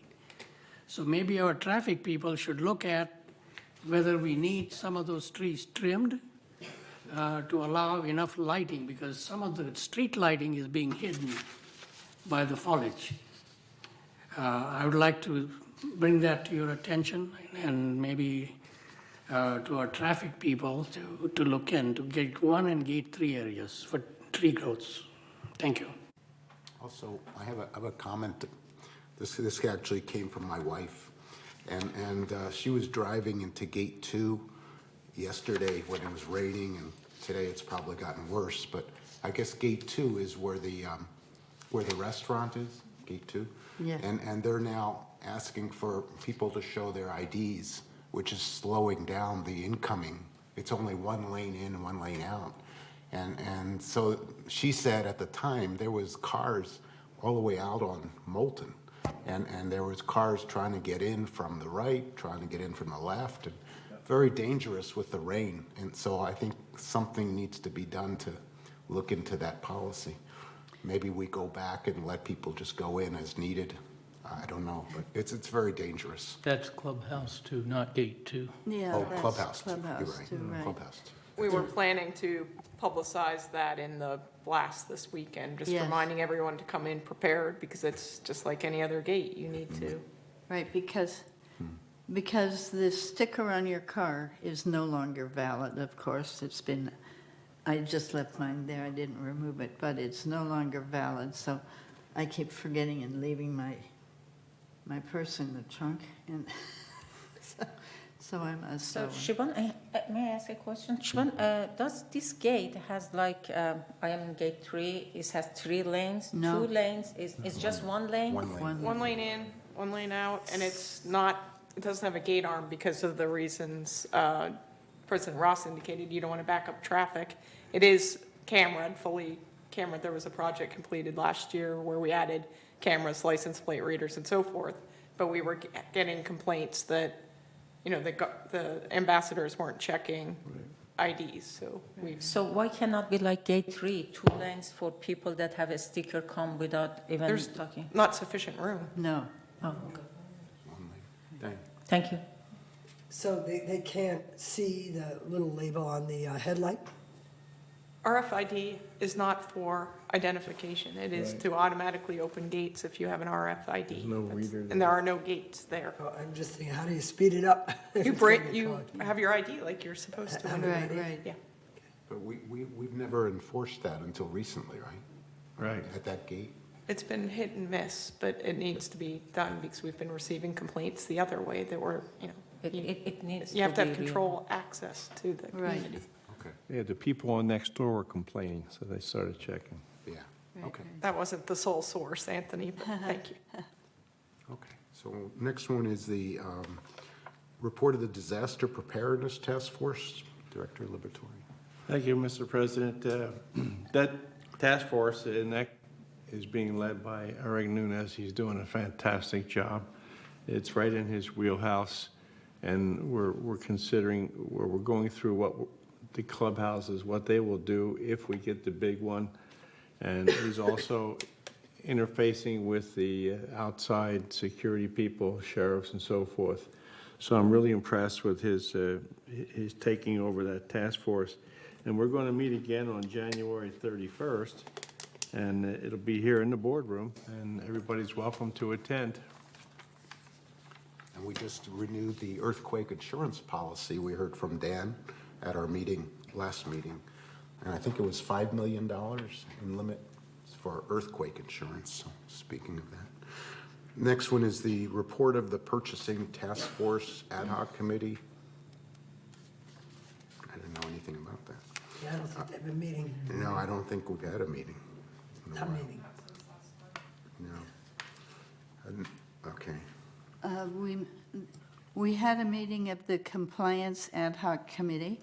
That was to deal with the thing we just voted down for United, but this is for the village and for CRF then.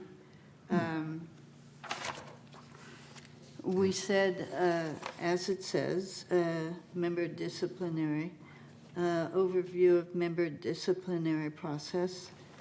The jurisdiction, this is on the last page of your package. The jurisdiction of any violation depends on the location of where the incident took place, unless it involves VMS employees. They're going to distribute the process document dated 2004. We'll see what happens with all of this, if we're all going to be independent or not. But this will be GRFs then, and probably BMS will be separate.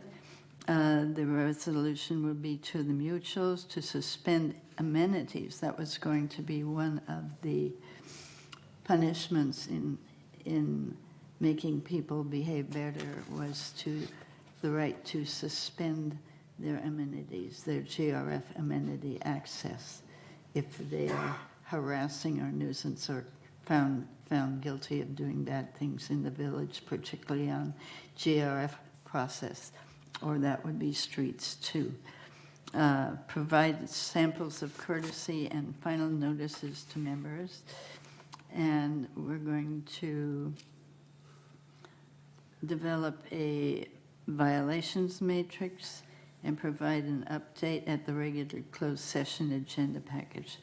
We're going to discuss the postings of that, the policies on the operating rules guidebook, which is located on the website as part of the website ad hoc committee.